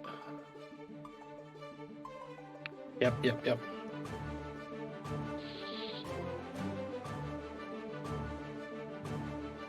Yeah, since we have like our top 16 starting to crystallize out slowly but surely, do you have any favorites here, Benji? Out of all these contestants? It's gonna be hard to say because obviously there's a ton of talent still remaining in this bracket. If we head over to the manga capture. We're about to watch Black Ace versus Padu. Of course, we've seen Padu already. Phenomenal player from Sweden. But we have Black Ace as well, who is probably one of the top performing Rams. Not just in, you know, the actual launch, but was also like number 1 or number 2 rated in the rankings during the open betas with Ramlethal. So Black Ace is a phenomenal Middle Eastern player that we're, you know, is one of the reasons that we're trying to keep Middle Eastern signups available. Is for players like Black Ace, Slash, etc. to be able to show their stuff off. And definitely, I feel like either one of these players, now that they're already as far as top 16, is very well poised to go on and plays very well. Aside from that, we're seeing Red Slasher, a player that I'm not familiar with, doing very well and taking out the likes of Kurokic, so some phenomenal players as well. Other than that, we have Alba, who just got sent down to losers, looking pretty good. We have Sabel and Muscabura. Both of those players I'm unsure about, but then underneath we have Chronicles and Benners, who are just phenomenally strong players as well, especially Chronicles, taking the 2nd spot last week and taking many tournaments. I believe he took Strive of the Wild, but didn't want to participate, and gave the spot over to Dragoi, who instead. Oh no, the Dragoon was invited. It was someone else that he gave the spot to, but regardless, Chronicles taking Strive of the Wild, so taking a tournament earlier this week as well. Definitely a player to keep an eye out for. We have Kurokichi taking out Leapfrog. Unfortunate, some pot-on-pot violence down on the loser side of the bracket. But yeah, we saw Kurokichi earlier. Really strong player, and it's going to be Deviant versus Yamini, basically, and then Benners against Deviant, so some UK on UK action. Maka as well, a player who was taking all of the week 1 tournaments, has started to stagnate a little bit as he's switching over towards Leo, feeling that it's going to be better for his long-term progression in the game. But Maka also a name to be watching out for. So we've listed, weirdly enough, pretty much 16 very strong names coming out of our top 16 for people who we want to be keeping an eye on. But let's get into our match now. Just waiting for, I believe, Black Ace to find his way in.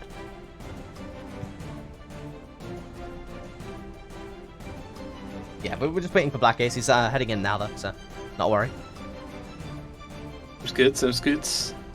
And again, thank you so much to Saltmine League and Redus for the raid. It is much appreciated. I hope you guys had a lovely time with, I believe, your Street Fighter V tournament. Yes, for those of you that aren't aware, we are Hearts Blazing. We are basically a 16-week season where you can enter into our events based on, well, it's very similar to the Saltmine League format, honestly. Enter tournaments over a X amount of week period. For us, it's 16 weeks. You gain points based on how well you do in these events, and then there is a season finale at the end with a larger cash prize for those that are interested. So far, we're having a pretty strong event. It's running pretty smoothly, you know. Again, I always jinx it. Going into top 8, things will always start to break down, but so far, it's been very smooth, so hopefully, we should be able to keep it going. Padu drop kicking me in the face whilst we wait for Black Ace to get into the lobby.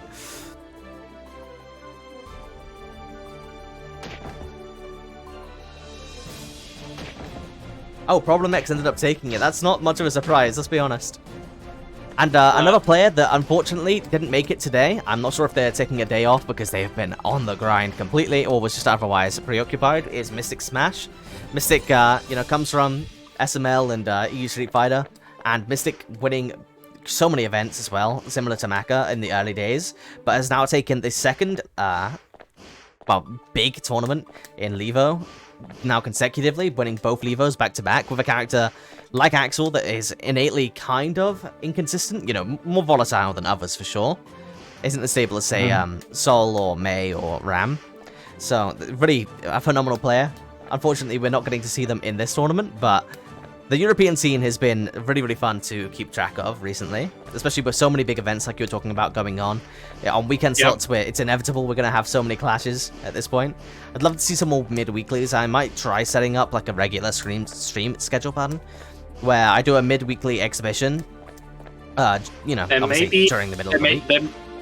There may be something coming up from Salty U on Tuesday, an announcement, so I'll look out for that. Wink, wink, nudge, nudge. I was imagining Thursday on my part, so we're filling up all these slots, basically, is the goal. We also have ICFC on for you PS4 players. I know that you guys haven't got the most events to be entering at the moment, but every Thursday is ICFC, and they run an incredible set of events with really, really good production value, hosted by Tenno Media. So again, if you're looking for something like that, be sure to check it out. Unfortunately, we don't have crossplay yet, but when we do as well, I'm looking forward to seeing all of you PS4 heads over here. Let's keep on poking at Arc System Works to make that happen. Fix the lobbies, then get crossplay implemented, and then we're off to the races. Yeah, that's it. That's all we need. Yeah, ICFC, amazing production quality, great commentating staff as well. Like, I really enjoy watching it personally.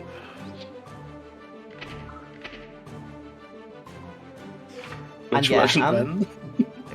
Another thing that I'm thinking of doing is setting up because I love analyst desk / hosting kind of gigs coming from a league background. That's really where my passions lie. So I'm thinking of setting up a podcast that won't be European specific, but just a GoToGuess Drive podcast going over what's going on in the scenes and bringing up other topics that whether it's discourse or just general discussion points with various people from across the globe. I'm really interested in trying to set that up as well. So if I again do end up committing myself to a regular stream schedule, you can expect that to happen. I'm trademarking it right now that I'm calling it out of the box, so nobody steal that. But if you're interested in hopping on to something like that or helping me to make it happen, be sure to hit me up in my DMs on Twitter or Discord, and yeah, I'll let you guys know if I plan to do that when there's more information.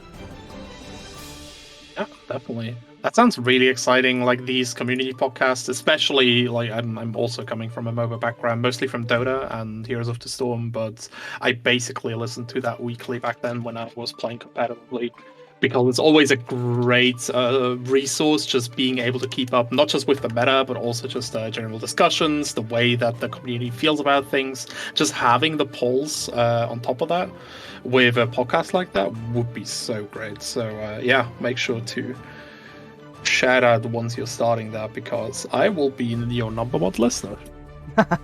Well, someone in the chat asking what sort of help I'd be looking for. It would basically just be any sort of help in networking, finding people to hop on, maybe some production stuff, but I'll probably be able to handle that myself. As I like to think that my assets aren't terrible looking. I pretty much do all of the HAB promotion and assets single-handedly. I'm not been trained or anything either, so you know, I like to think they look pretty okay, but at the same time, no, I could always deal with more help from production teams, because across Europe, we have so many brilliant-looking events at this point. We had ICFC, again, probably chief amongst them at this point, but it really is no surprise as well with Salty EU having some beautiful-looking assets as well. Gotta step my game up if I want to stay relevant, you know? I mean, most of the Salty assets are actually done by Ace. Like, he puts a lot of work into the tournament, so you can hit him up if you want some basic help with the overlays.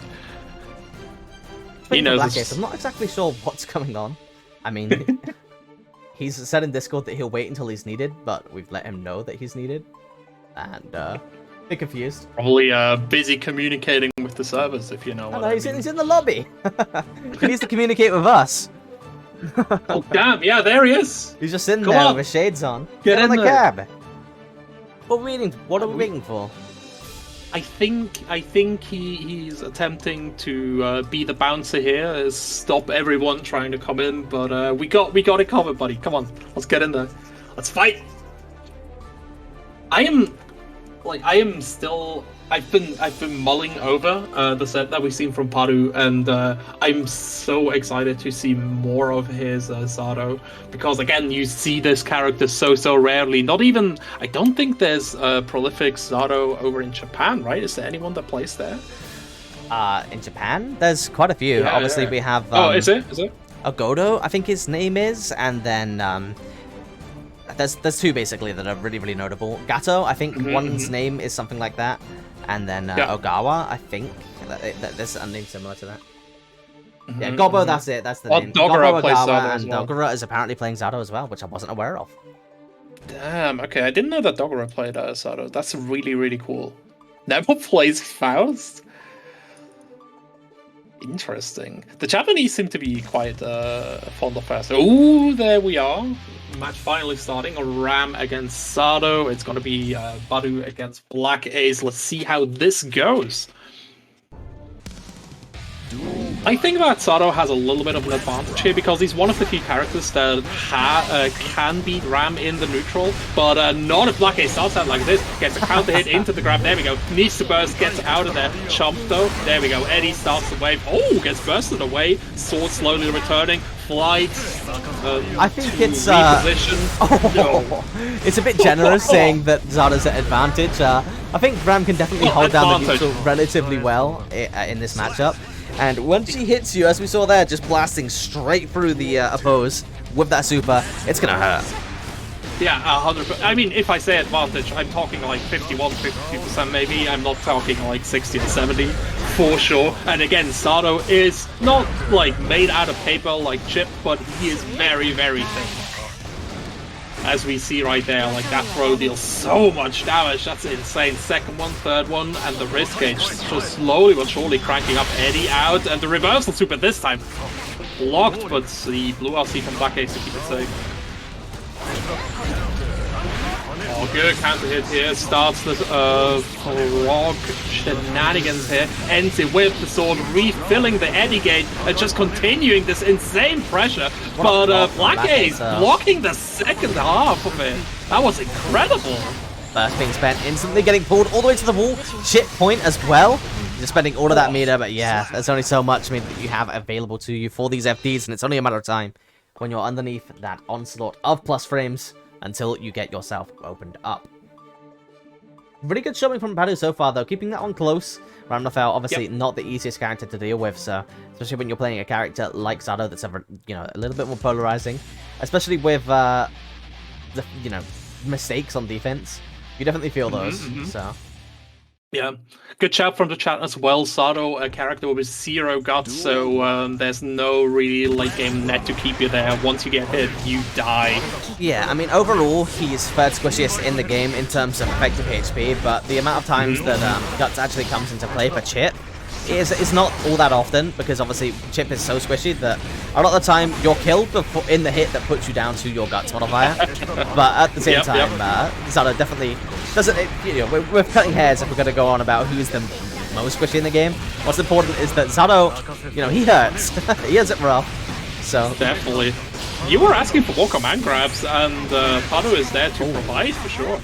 Interesting situation. I honestly thought that the sword setup would have been a little bit more effective than it was, but Black Ace instantly responding, taking his turn, getting that risk all the way cranked up, and now Padu having to try and find a way out of the corner, but he does succeed with the oppose into 2H, the Zado Classic. Definitely. I think Ace's reaction to that sword setup definitely shows us that there is some matchup experience there. Oh yeah, 100%. I mean, Black Ace has been grinding from beyond day one. He's been grinding since day -30, getting ready for matchups like this. It's not always easy to find, especially in Europe, matchup experience against characters like Zado. But I do know that if there's going to be a player who's found it, it's going to be Black Ace. Oh, Padu, coming up with the super, that isn't going to kill, but one more touch. Good block. Blocks the super in response. Very gets nice. the 2D, closes out the round. We're 1-1 incredibly quickly. Super patient play as well from Padu. Like, most people would have been caught lacking there and reset back to neutral, but he just knew to block there because afterwards, Black Ace was out of options. I mean, I can also confirm that Padu grinds a lot against Deviants. They're probably played against each other more than anyone else, I'd assume, as practice partners. So right. he's going to be ready for that Ramlafel play. Yep. And I think Black Ace and Deviants do play relatively similarly as well, if I was having to put a little bit of cadence to it. Nice burst, ending up getting yourself back into mid-stream, and all of a sudden, Ramlafel's the one. Give her back to the corner. But whoa! Funny burst completely makes you, I take back my words. Yeah. What I have to say, you need to ride a retraction there because Padu in the corner now from the burst gets thrown again so low. The super comes out, gets blocked though, and it's Padu's turn to get back. Yeah, YLC though stealing back a turn. Tries to do an interesting OTG setup with the super there, but ends up going a little bit awry. Oof. Yeah, fast slash ending it here for Padu. Black Ace just a little bit too much momentum there. Good 6p though. At the round start. Back in, there we go. Nice. Big Eddie ends it with the command throw. Beautiful. Again, that animation is so pretty. Some time to refill the Eddie bar as well. The overhead, immediate burst as soon as he's in the corner. Doesn't want to deal with anything of Black Ace's shenanigans. Still gets hit. There's the juggles, into the wall stick, and the Calvados to burst him through. Yeah, I believe Calvados is the Cross-up block from Padu though. I believe Calvados is the cannon. I have no idea what the Super 6H is called. Super's got a even more funky Italian name, pardon. But Black Ace getting a nice round on the board, ending the round out with the classic 214H. Up to 1%. Yeah, that's it. Mortobado. Thank you very much. There we go. You're welcome. Well, Giovanna doesn't have quite a full screen, not quite a full screen trip, but her 2D is incredibly disjointed, which, it makes sense. It also has a really strong counter hit confirm out of it as well, probably one of her more damaging starters, but it is balanced out by being a 17 frame startup 2D, which limits some of the Gatling options from stuff like 5K as well. And Black Ace's option of just running up and grabbing him out of the Eddie handwave just shows exactly that he knows what he's doing. As so many people are just afraid to get hit there, but if you don't hit Eddie, he won't hit you. He's a peaceful guy, he's a loving guy. I mean, overhead, honestly, another grab hit. like Mei players have a pretty iron grit on the "I may be stupid" meme. Like, you know, we see that Eddie, we gotta jump, we gotta do the JH. You know, we're gonna lose 60%, but what if? What if this time IRD JH works? Black Ace though can't be lumped in with us. He's playing the thinking man's Mei in Ram. He may not be stupid. Yeah, he may not be stupid. We'll see. It's starting out. Oh my god. Yeah, gets him into the corner, and again the burst immediately, knowing where he doesn't want to. Good tech from the side of Padu. Again, the throw window is extended because of that slowdown, so you have around about 8 to 10 frames to get that throw clash. And Padu coming in with it clutch. It's why the more that I see the PRC under them air throw situation, more I'm convinced that we're going to see more optimization in the future. And this, you know, that's the beautiful thing about this game, right? It's really early days, and look at how much this risk bar is getting cranked. One touch would have been enough to end that round out, but now, getting clipped low for a second time. Padu being knocked into the loser's side of the bracket just before top 8, and Black Ace will be, well, in the winner's side of top 8. Wow, already. Good job. It looked good for Padu there for a second, but Black Ace pulling ahead and just riding that momentum all the way to the bank. Already top 8. Nice, nice, nice. This tournament is coming along nicely. Yeah, we had a couple of delays in top 16, just waiting for a couple of, you know, well, basically just this match. There was a bit of miscommunication. I did try to let them know to play ahead of time, Alright. but they missed it. But regardless, Black Ace will be winning that one and is going to be playing against Red Slasher for his winner semis match. And then on the other side of the bracket, we have Chronicles versus Mosca. Again, this is the name that I struggled to pronounce and haven't seen in the past, but Sable did end up losing to Mosca Malera, so we are going to be seeing that match, which is the one that we will run over to first. Congratulations to everyone who has made it to top 8 so far. You know, you will be receiving a lump sum of points in this season. Other than that, though, we are going to try and keep it on pacing, but obviously we're going to have to look down towards the loser side of the bracket relatively soon, as we are approaching our losers top 8 on that side of the bracket as well. And obviously we have no stream matches scheduled for losers side until then. But, you know, it's only a matter of time at this point. But scrolling all the way from the top of the bracket to get to losers at this point is a chore in and of itself. So, respect to everyone in the stream who's joining us for this relatively stacked event. And I mean, there's still some big names running around in the losers bracket. I see Maka has already made it down there. Alba is still running around, as well as Benes. So yeah, there's still some big names. And wait, let me try this. Mosca Mulera? Question mark against Chronicles. Player, do you know anything about them? I've not heard that. Yeah, name again, before. we've had 3 people on stream so far that I actually haven't seen much from in the past, which isn't that surprising. You know, I have not been in the FGC for that long, and I can't make my way into every event. But at the same time, I still feel like it's relatively surprising when I've not heard of a player at this point in the EU, GG, or GBVS scenes. So if anything, just as always, chat monsters, if you know anything about this mysterious Mosca Malera player, where they're from, who they play, what sort of history they have, they are playing Sol, so instantly looking kind of threatening. But, you know, when the opposing player's playing Ram, you got to take it with a grain of salt. The only credit I see from him on his challenge profile is a Mortal Kombat 11 tournament in 2019. Ooh. So Very that's mysterious. really interesting. Well, you love to see it, nice and diverse. Absolutely.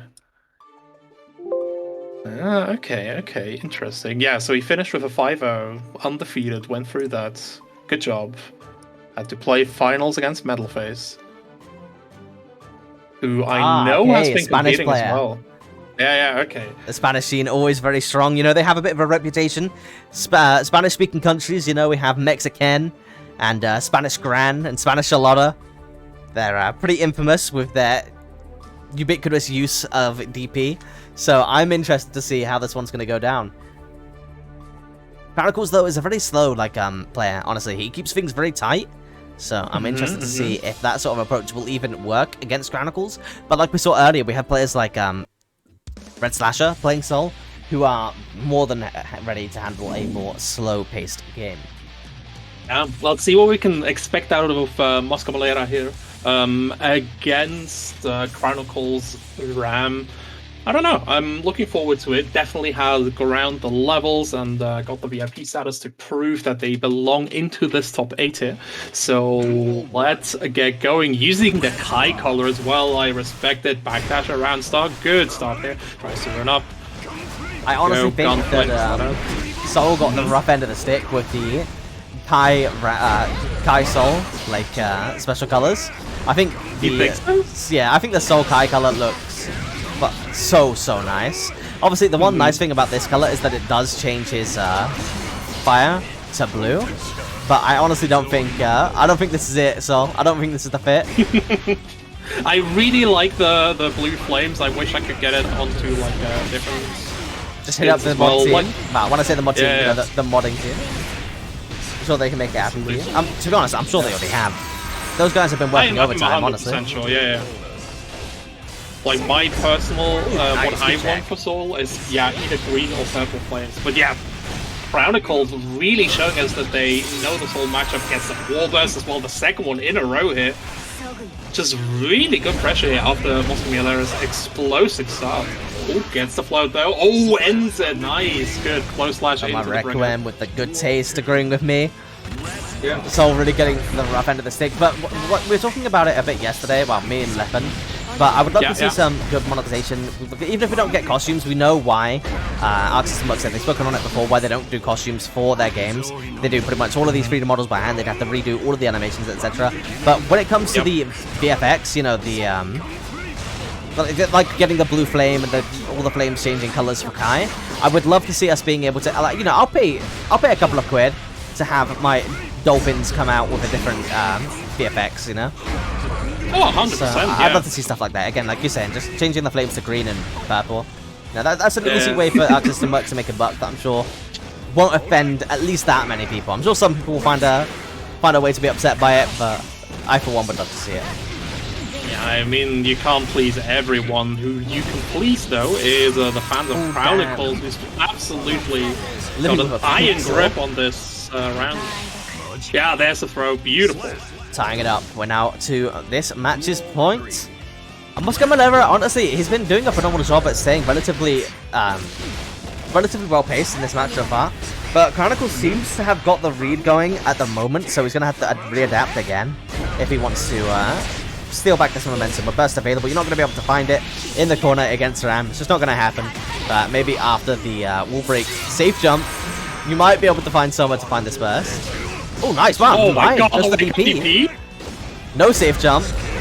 Interesting. Sometimes you don't need it, and then you get DP. Oh my god, the confirm into, there's the dust. No burst coming up now, but that's a wall stick. Wow. Ooh. 100% meter being spent, keeping it safe. Burst is available, not for Cavalera, and gets hit by the fast slash, closing out this round. And Chronicles putting his name on the board nice and early, but that was not easy. And for Chronicles, that means that this Sol player definitely is no slouch. No, 100%. Like, we've seen Mosca just show us that he can compete with Chronicles here. And I think just a few small adjustments, staying back a little bit more here, just and not getting pushed into the corner. I think escaping these corners or not going to the corner in the first place are going to be huge factors against, I mean, any ramp, Chronicles in specific. Since he has such tight execution that once he got you there, you're not going to get it. Run up grab here from the side of Chronicles. There we go, in the corner, gets the first flow into the second one. Explosion throwing him through into the next stage. Backdash though, fast slash into the gunplane, tries to extend a little bit of pressure, gets jumped in, burst used from Mosca Valera. Nice. Oh my god, gets counter hit. Good extension from the side of Chronicles. One burst, two burst, another wall stick into the super. Round. Very clear. Motobato here through the wall. Nice. Dauro minus 10. Gotta get that punish. Yep. A lot of players aren't punishing Dauro at the moment. Obviously, it's a fast like load low duration move, but at the same time, you gotta be ready for those punishes, otherwise you're gonna get, you know, a lot less opportunities against a character like Ram, where you know you're already grasping at straws to find a spot we can get a clean punish. Going for the nice fast RC overhead setup. Ends up connecting, but burst being sent instantly by Chronicles. So back to the mid screen. 50% meter is available for Chronicles with the Bandit Bringer ends up whiffing PRC. Yeah, there we go. Using the 5 JP, stopping him from getting that air throw. And Chronicles coming in with the classic. Honestly, the first time that we saw Chronicles in the launch party for HAB, the first thing I noticed was his air throws were very, very clean. Nice. Incredibly tight. Run up wild throw though from Moscow to finish with Ram in general, one of the things that could be construed as a weakness for the character is that her anti-airs aren't the best compared to a lot of other characters. She has a hard time covering certain angles, but at the same time, that just puts up more of a reliance on a very strong tool in Air Pro as an anti-air on Ram. This was the case in Exard as well. Probably should rely more on Air Pro than in this game, but Chronicles showing that he has that ready. Oh, nice. The block on the burst. Beautiful awareness from Mokka. Yeah, and obviously Chronicles has to give it a shot. If he doesn't go for that burst, he's going to end up dying anyway. But Oscar Malera putting himself on the board, tying it up 1-1. Yeah, very well played here. Yeah, now I'm excited. I think, again, like, it's one of these things I always want to ask between sets what you want to do for adjusting, but it's such small things here. And yeah, what you talked about with Ram, the weakness in quotation marks with the air approach. That's something we spotted too, just with her big commitment supers. Like, she's very horizontally present, but if you have getting good the punish on tools, the DP, God. that's a hard move to punish, honestly. Which, you know, you wouldn't think that a DP would be relatively hard to punish, but the total recovery on SCP is honestly tiny. So, shout out to Chronicles. I mean, that's just the kind of... It seems to be their general design philosophy for characters in their modern games. They're trying to make characters... Wow, ends up being the burst again. Chronicles not finding those spots. But with characters like Gran and Sol, they like to keep them, you know, aggressive, but also really low recovery, making your moves relatively low commitment. And that's obviously to help out the newer players in just doing shit. Yeah. But, you know, sometimes it's a little bit too much. Definitely. Mosca is tuned in right now, blocking both the reversal super as well as the bursts 2 times in a row now. This is insane. He's just launching this offense, exactly knowing when to back off. Get that flashback fast slash again. That's disgusting. Gets the wall stick, slams it through Vanderbringer.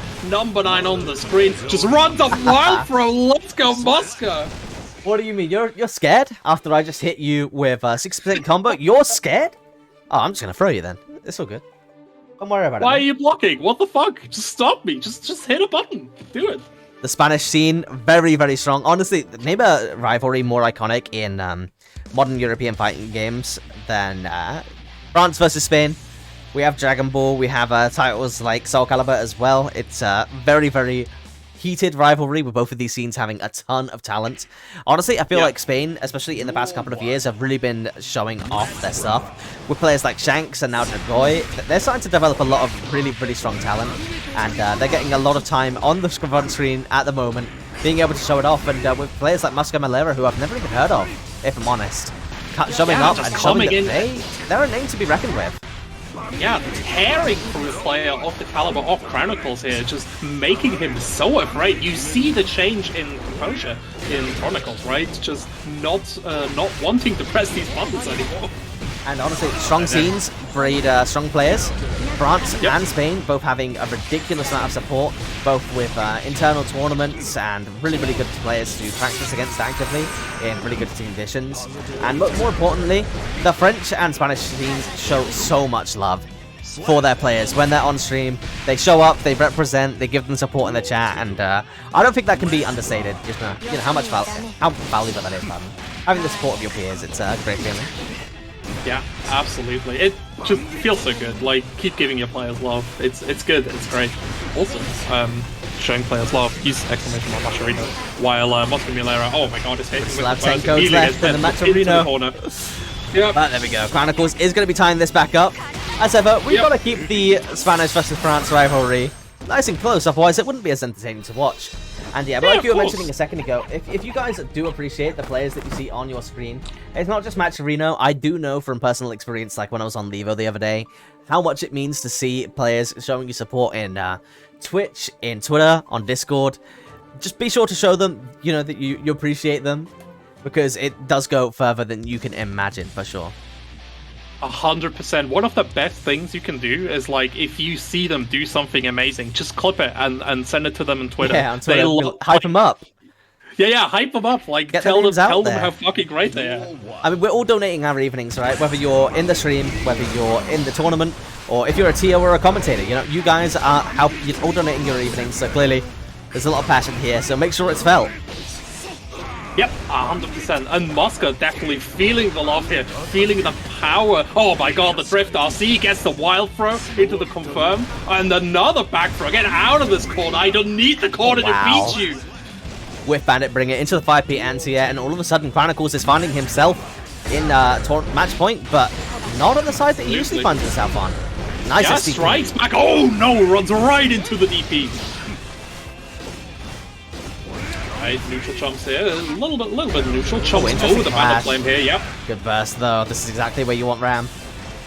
Oh, but never mind. He just backs himself up. Not wanting to overextend. Interesting. Interesting. Yeah, Jumpy here, stopping the IAD approach. There's the red RC, tries to go low, gets YRC, DPs Wow, through the HDP as floor. well. Let's go. He pressed HDP with his heart there. 100%. Nice anti-air Let's with go, that 5K. Mosca. But I don't know, I'm a huge fan of Chronicles. I want to see Chronicles succeed. You know, I've got my list of players that I shill to the moon and back. You know, we have Maka, Mystic, Deviants, etc. But Chronicles is very quickly rising on that list. I think he's a phenomenal player, and he's shown a lot of loyalty to HAB over the past year. So, as being, you know, if there's a Granblue player in my event, you know, I'm already rooting for them. Even if I don't say it on stream, we have players like Dracoy as well. Phenomenal Granblue players are always going to be my thing. I wish we could see more of Svampin. True, There is- definitely. I'm personally turning into a believer of Mosca, especially if he gets Yeah, around Viper Mosca like Valera that. is a beast. What a monster! Gets in there fast. Handshaking to Amida, but it's going to get the backdash. Gets the full punish here. Ends it with the fast slash. Yes! Mosca Valera The 50-50. takes the set. Well, that was incredibly close, but yeah, Mosca Malera is going to end up taking the match. The handshake of the 50% meter being, you know, a pretty common situation, but the second that happened, Mosca Malera was ready for it, getting the offense back on the road instantly, and Chronicles unfortunately being sent down to losers. But we've seen Chronicles pull off some pretty ridiculous losers runs in the past. But at this point, we now have our winners finals locked in, and it's going to be Mosca Malera versus well, never mind, it isn't locked in yet. We're gonna have to play the Black Ace versus Red Slasher, and the winner of them are going to move on to our winners finals and be locked in against Mosca Malera. Okay, I need a second to recover from that. That was That was pretty amazing. hype. Let's go. I am a believer in Mosca now. Like, I want Mosca to win this tournament. Okay, I respect it. I'm a huge believer now. I'm normally a big Maka fan, but since he has abandoned our Lord and Savior Anji, I am full on the Spain train. Ale, vamos, let's go. Honestly, the Lost. seeing scenes like Spain, like it's really, really lovely. Seeing them turn up to pretty much every stream, not just my streams, but other streams as well, showing the regional love to their players. It's something that I didn't know that I would enjoy about fighting games, but it's turned out to be something that I really do enjoy, is seeing the different regional scenes develop and supporting one another, seeing faces that are present in multiple different titles as well. It's been really enjoyable, because before, I'll be honest, I'm from the UK. As expected, my geography skills, non-existent, you know? We live in the UK, we're the centre of the world. What do I need to know about different places in Europe? It got to the point where I once mistook the French flag for another flag. Let's not go there. But Oh, no, my Benji, geography look, okay, skills, you let's know, not- they've not been great, but over the past year or two, you know, being in the FGC, I'm starting to learn a lot more about different places in not just Europe, but across the globe. And the European scenes, you know, they're becoming quite close to my heart. Even if I am from the UK, you know. Everyone rejects me, but know that I love your scenes regardless. That's the important thing. Just give love to the scenes. They might act like they're rejecting you, but they're here for you. They love it. Nah, I'll be honest. They People say want that being little a bit of TO adversity. is a thankless job, but over the past 2 years, especially with the Granblue Fantasy Versus community, that I will admit, I've done a fair bit to keep that ship going, but it never felt like a thankless job. I think if you run good events and you keep your focus on, doing what's best for the attendee, there's a lot of love in the FGC, and that extends to the TOs as well. And, on that note, thank you so much to everyone who has shown support, not just in the stream, but in the Discord and Twitter. You've made this really enjoyable for me over the past year or two. Everyone says that I do a lot for the scene, but honestly, it has not been a chore because you guys have been amazing. And we're just going to be waiting for the opponent of Black Ace, Red Slasher, to turn up, but here he is, teleporting in, pretty mysteriously. Nothing Gonna get this one on personnel the road. good. Coming in there. Yeah, no, I mean, yeah. It's so great. I think especially, like, you were talking about the regional scenes, but what I'm really excited about with Strive is that with the netcode, you will have not just the isolated regional metas, but also, like, these mixed metas coming out as well. I come from games like Tekken or Street Fighter, where you have, like, very, very set metas. You got the Japanese players, you have the Pakistani players, you have the Spanish players, etc., etc. But here, you have the netcode which lets these regions intermingle and, like, transfer the tech, not just via Twitter, but also just via normal ladder play. And I think that's really, really exciting, just seeing how a meta congeals when the scenes can interact in that way, because it's really huge to seeing something on ladder and being able to take it into a match or adapt to it, right? Black Ace is always waiting. He never sees when I put the message in the actual game chat, so I always have to let him know in the Discord to get this match started. No worries. It is going to be Black Ace versus Red Slasher. I am now being informed by Maka that Red Slasher is a Northern Irish player. And honestly, the NI scene has been pretty dope. I love seeing them coming out this evening. It's pretty much the first time that I've seen a lot of NI players, and not Irish players in general, heading out. We had Dr. K earlier, and now we've got Red Slasher, obviously, who is now... a lot of the Northern Irish players and Irish players I'm not actually that familiar with, but Red Slasher, if he's anything to go by, and Dr. K, both phenomenal players, so another scene that's a little bit smaller than others, but got some real talent there for sure. Nice Shady confirmed, but without the sword, ends up whiffing, and Red Slasher is going to make you live to regret that. 100%. YRC from Black Ace trying to regain some semblance of control here, but Black Ace just relentlessly pummeling him. Red Slasher, sorry. But yeah, no, the Irish scene is really cool. I love watching the smaller Irish tournaments as well as, like, the big one, Celtic Throwdown. They have some amazing talent up there, and we are definitely seeing this with Red Slasher. I mean, we had Strive for Equality recently, which was a charity event hosted by Fergus, and I believe we also have an exhibition set coming up, which is Ireland versus Belgium, a 5v5, so if you're looking for more information on that, be sure to hit one of the Irish players up on Twitter, or hop into the Air Dashes server, as they have all the information that you'll need over there. Definitely. YRC just beaten by Farslash here. I call that the Soul Classic. Gets back thrown though by Black Ace, back in the corner overhead, tries to go for some Bayonetta setup. Viper's out of here. Banditbringer's out of here. Confusing those two. Just used through the Bayonetta, very nice. Throwing Black Ace back. Another reversal burst here to try to put Nice. the boy back in the corner, gets the throw. Very well played by Red Slasher. Overhead, blocks the nice. whole rest with JS the again. FP. Yeah. Using those plus frames, getting that throw. Asserting himself nice and early, not spending the sword too early. Going for that stagger instead. I really like that, to be honest. Don't see the people doing that often. It's insane frames, though. that Soul gets, like, a Suedo Oki from Bandit Revolver. It's pretty scary. It's probably the thing that scares me the most about him, honestly. Aside from, the damage. Oh no, drops the combo. Very unlikely. Red Slasher here still gets the kill in the end. But maybe some top 8 knows? Who knows? Did I miss a match, by the way? Are we 1-0 or... We're 1-0. We're 1-0. Yeah, okay. For a second I thought, this is Soul Ram. There's a chance that I missed something. I blinked and all of a sudden the match just flew past. No. We're still 1-0. It felt way longer. But yeah, we Honestly. see a lot of support for Red Slasher in the chat at the moment. So yeah, let's give Red Slasher, but also give Black Ace your energy. Come on, Black Ace has been playing excellent so far. Middle Eastern player, who I'm not gonna try and pronounce where they're from. Honestly, it's it's beyond my pay grade. I'm from the UK, anywhere that isn't directly next to the UK. Like, we know about France, we kind of have a bit of a rivalry going on with them in the past, so we know about France, but pretty much everywhere else east of that, just an amalgamation of Eastern countries. They're exotic lands to us, but Black Ace definitely one of the big contenders from the Middle East. Yeah. Goes in there, Perf, Lassie into the low. Very, very gutsy run-up strategy here from Red Slasher. Chronicles just letting it, not Chronicles, pardon, Black Ace letting it rip with these JHs. Getting quite a lot of mileage out of it, though. As he looks to close out this round. Wow, Oh, the pro tech.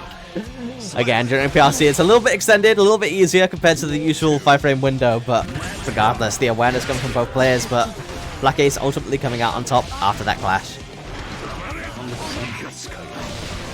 The wild throw here in the corner. What's it gonna be? Strike Oak. He slams him against the wall. There we go. Drops the combo. Just continues his assault. Red RC to reset. Tries to get an empty jump here, but gets caught out by Black Ace. Slowly pulling his way out of the corner. There's Nice the IAD. Afro. It's an throw back in. Red Slasher just on top of it. Gets it. Hits him with the Bandit Bringer and ends the round. Let's Evening up this match. Honestly, more than anything, that neutral jump earlier was an attempt to bait out that throw, but the fact that he didn't outright lose his turn to that means that, as we saw, Black Ace slipping a little bit, and Red Slasher nice and at the ready to take advantage of that. Against Slow, you really, again, the responsibility is very much on the defender. You got to commit to an option, and if you guess wrong, this is what happens. Yeah. What a Oh my ruse. god. Doesn't break the wall, so all of a sudden you maintain the pressure. Which is honestly very optimal for Sol in that spot. Black Ace has a long way to go. Gold Burst being spent against the throw attempt. Getting thrown out of 5 though, all of a sudden this looks pretty scary. YRC being spent. YRC to There you reset. go. Oh, what the YRC fast slash ram. Obviously, she has some really good buttons in mid-range, but because of the just how far their range is, they have slightly slower startup, so obviously a character like Sol, who is designed to get up in that ass, more than ready to press fast slash on pretty much a whim and beat some Black Ace looking ass. But we are going to be going into the, well, potentially the final match for Red Slash versus Black Ace. Red Slasher looking really, really convincing so far, honestly. Dude, Red Slasher has been oppressive. And again, like you said it, the responsibility is on the defender. And if you get somebody like Red Slasher, an inch he takes, a mile he just goes with it. Like every little bit that Black Ace gives him, he just takes it. Again, like he's just pressing him into the corner. And there's nothing he can do. Needs to burst it, gets a gold burst at least. Throw tech from Black Ace with the slowdown. Still very, very nice. Viper into the RRC, gets the load. Side switch, back into the corner you go.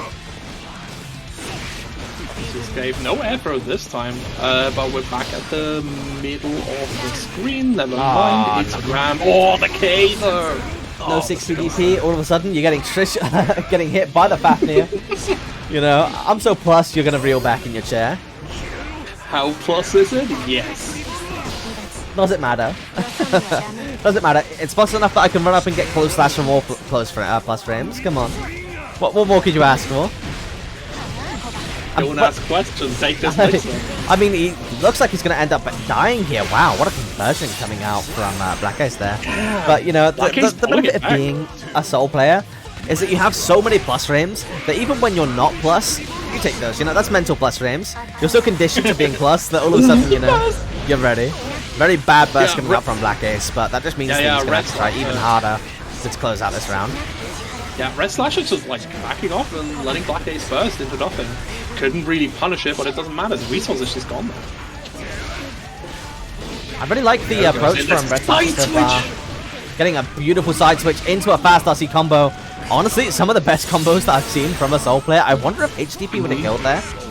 But regardless, who cares? Gets 6B, closes out the round. Red Slasher's conversions are ridiculous. This is too much. It's insane. It looks like a Twitter clip every time he gets a confirm. Oh, the perfect block to keep him close.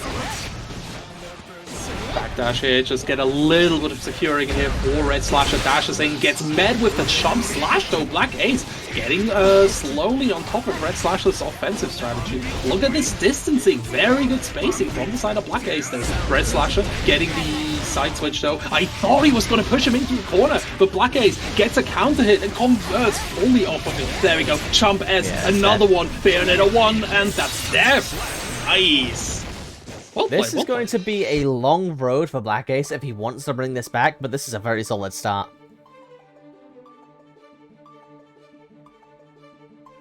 Boy, Black Ace plays Gordo. No, I'm pretty sure it's Red Slasher that plays Gord. Red Slasher, sorry. Yeah. Interesting. That's cool to know. I like watching Gordo. I mean, Gord's sick, let's be honest. Yeah, that's true, that's true. I mean, he's no Yondrekia, but Gordo is also quite nice. Okay, Gordo is way cooler than Lon. Let's just get this No, okay, on the table. Okay, nice listen up right there. No. I won't hear this kind of slander. Oh my god. What a conversion again! Down to 1, 2, 3 bandit revolvers. When you have 214k, you know, what more do you need as a soul player? No, nothing. Fast slash maybe, and that's about it. Oh, jumps out. Very nice awareness there off the low set. Oh, nice. Gets the air IB. Oh, wait. Interesting. Both players being pretty patient. Both of them spending the BRC, using that slowdown to secure a pretty interesting scramble, honestly. Not something you see every day. Nope, definitely not. Red RC used to continue the pressure. Gets the low confirmed. Slams him into the wall. Oh, no. Drops the combo, though. Oh, the whiff grab into the full punish for Black Ace. Duel 2. Let's rock.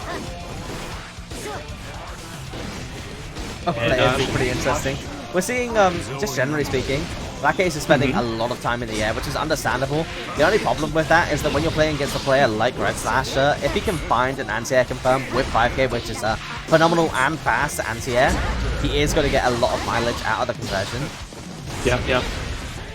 100%. And like we have been talking about some of them, but Red Slasher has been instant blocking all the key moves. That was insane. That was like air dash cancel DP. And again, the IB to keep the distance to immediately be able to 6-8. Nice. Wow. Oh, What the an air air throw! Catching the startup frame of the JS. Yep. Oh, the no burst burst bait as well. Just a 6p into the Bannerbringer.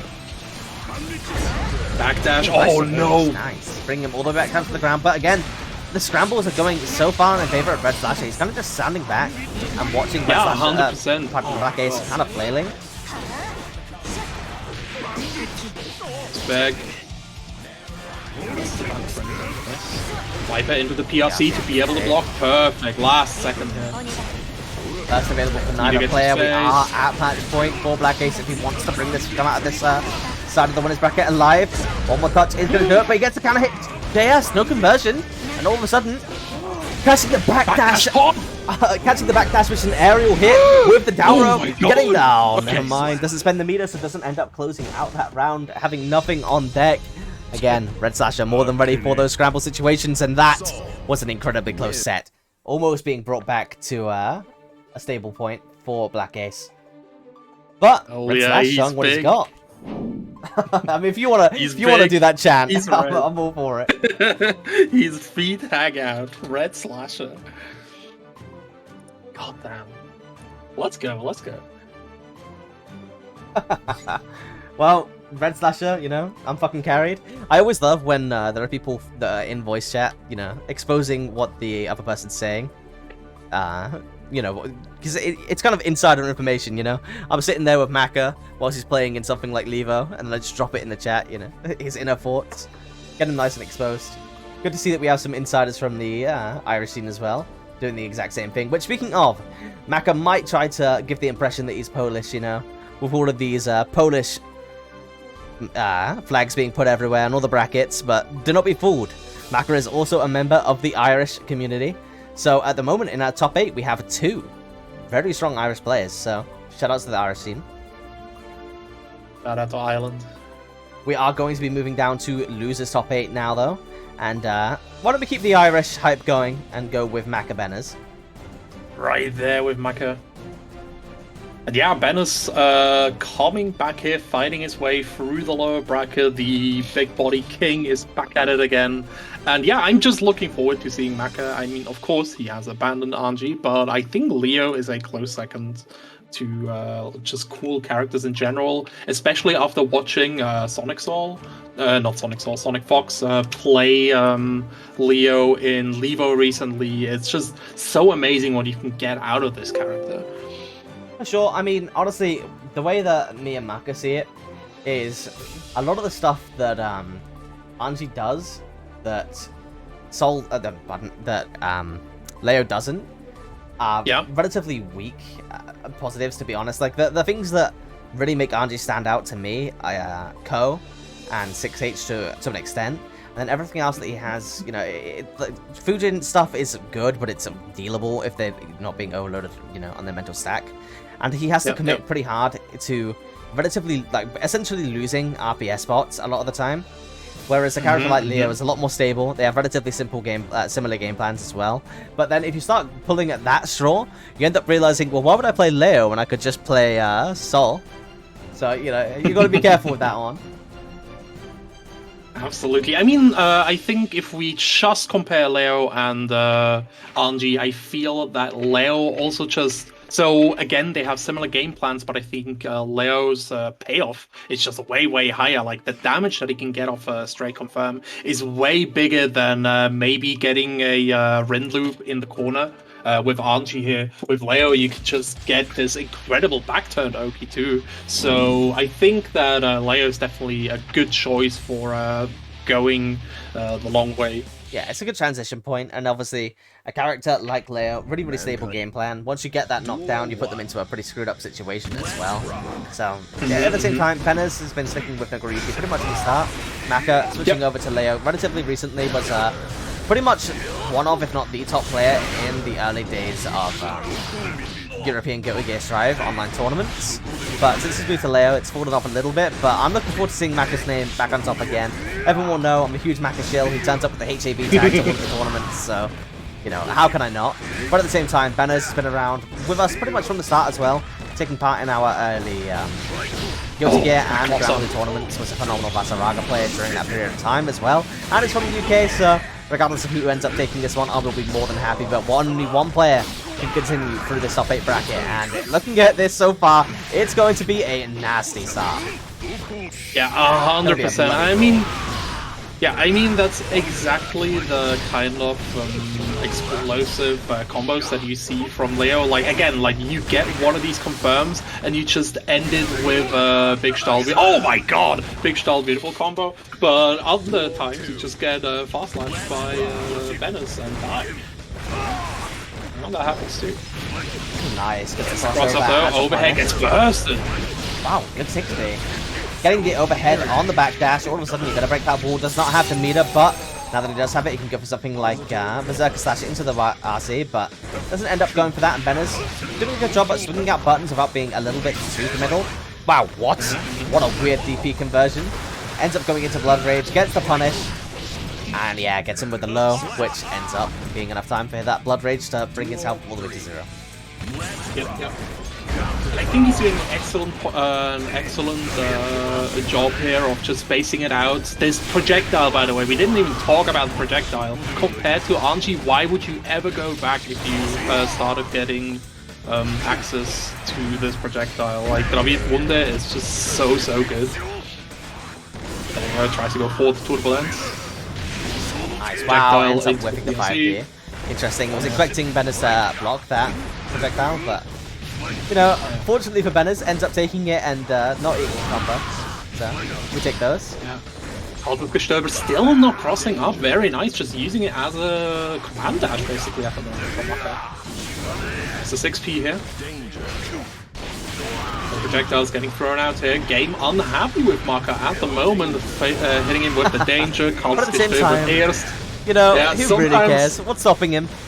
Nagoriyuki really does struggle with dealing with projectile characters, and ironically, Leo having some of the strongest projectiles in the game. Speaking of, we're probably just going to see 100% meter being spent. Mind, no punish. I was not expecting that. Maka all of a sudden looking like he's going to be put in a situation where he has to close out this round. He does not have burst available to him, but he does backdash the throw to close this one out. Maka, okay, taking a nice early advantage in this set, but that was a little bit close for comfort. I mean, that was very close. I was starting to sweat there. But you know, Maka still pulling it home, well played, excellent player in general, and yeah, just very nice to watch him have this bit more spacing approach to Leo, who is normally just like branded as this gorilla, but he can play the keep away game with that projectile. Like, it's so good. It has multiple hits, and you can also like just build the meter and then run up behind it once you drop the meter. Like, look at that tension being built already.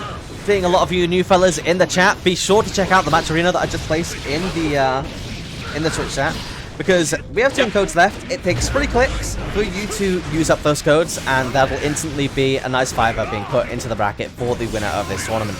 If we do break $100, we will be spreading out the love and making it so that it's not just, you know, the top 1 player that gets payout. It's going to be the top 3.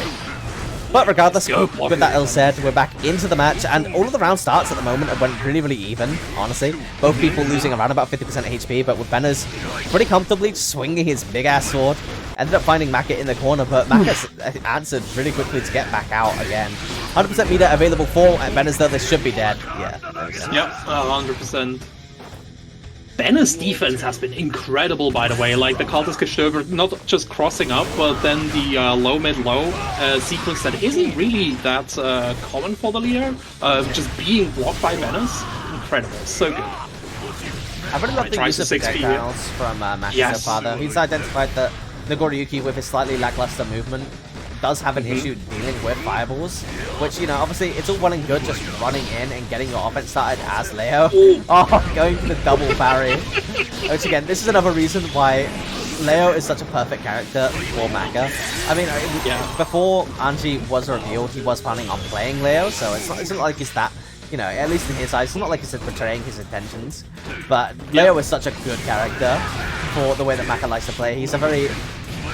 like, he likes making offensive callouts, basically, in defensive situations with, you know, stuff like the parry, catch on a forgetsu from Anji, and guard points. He was really good at making really solid callouts on offense and defense with those. And obviously Leo having access to VP and the shields up. But he has a lot of interesting defensive tools, basically, to do.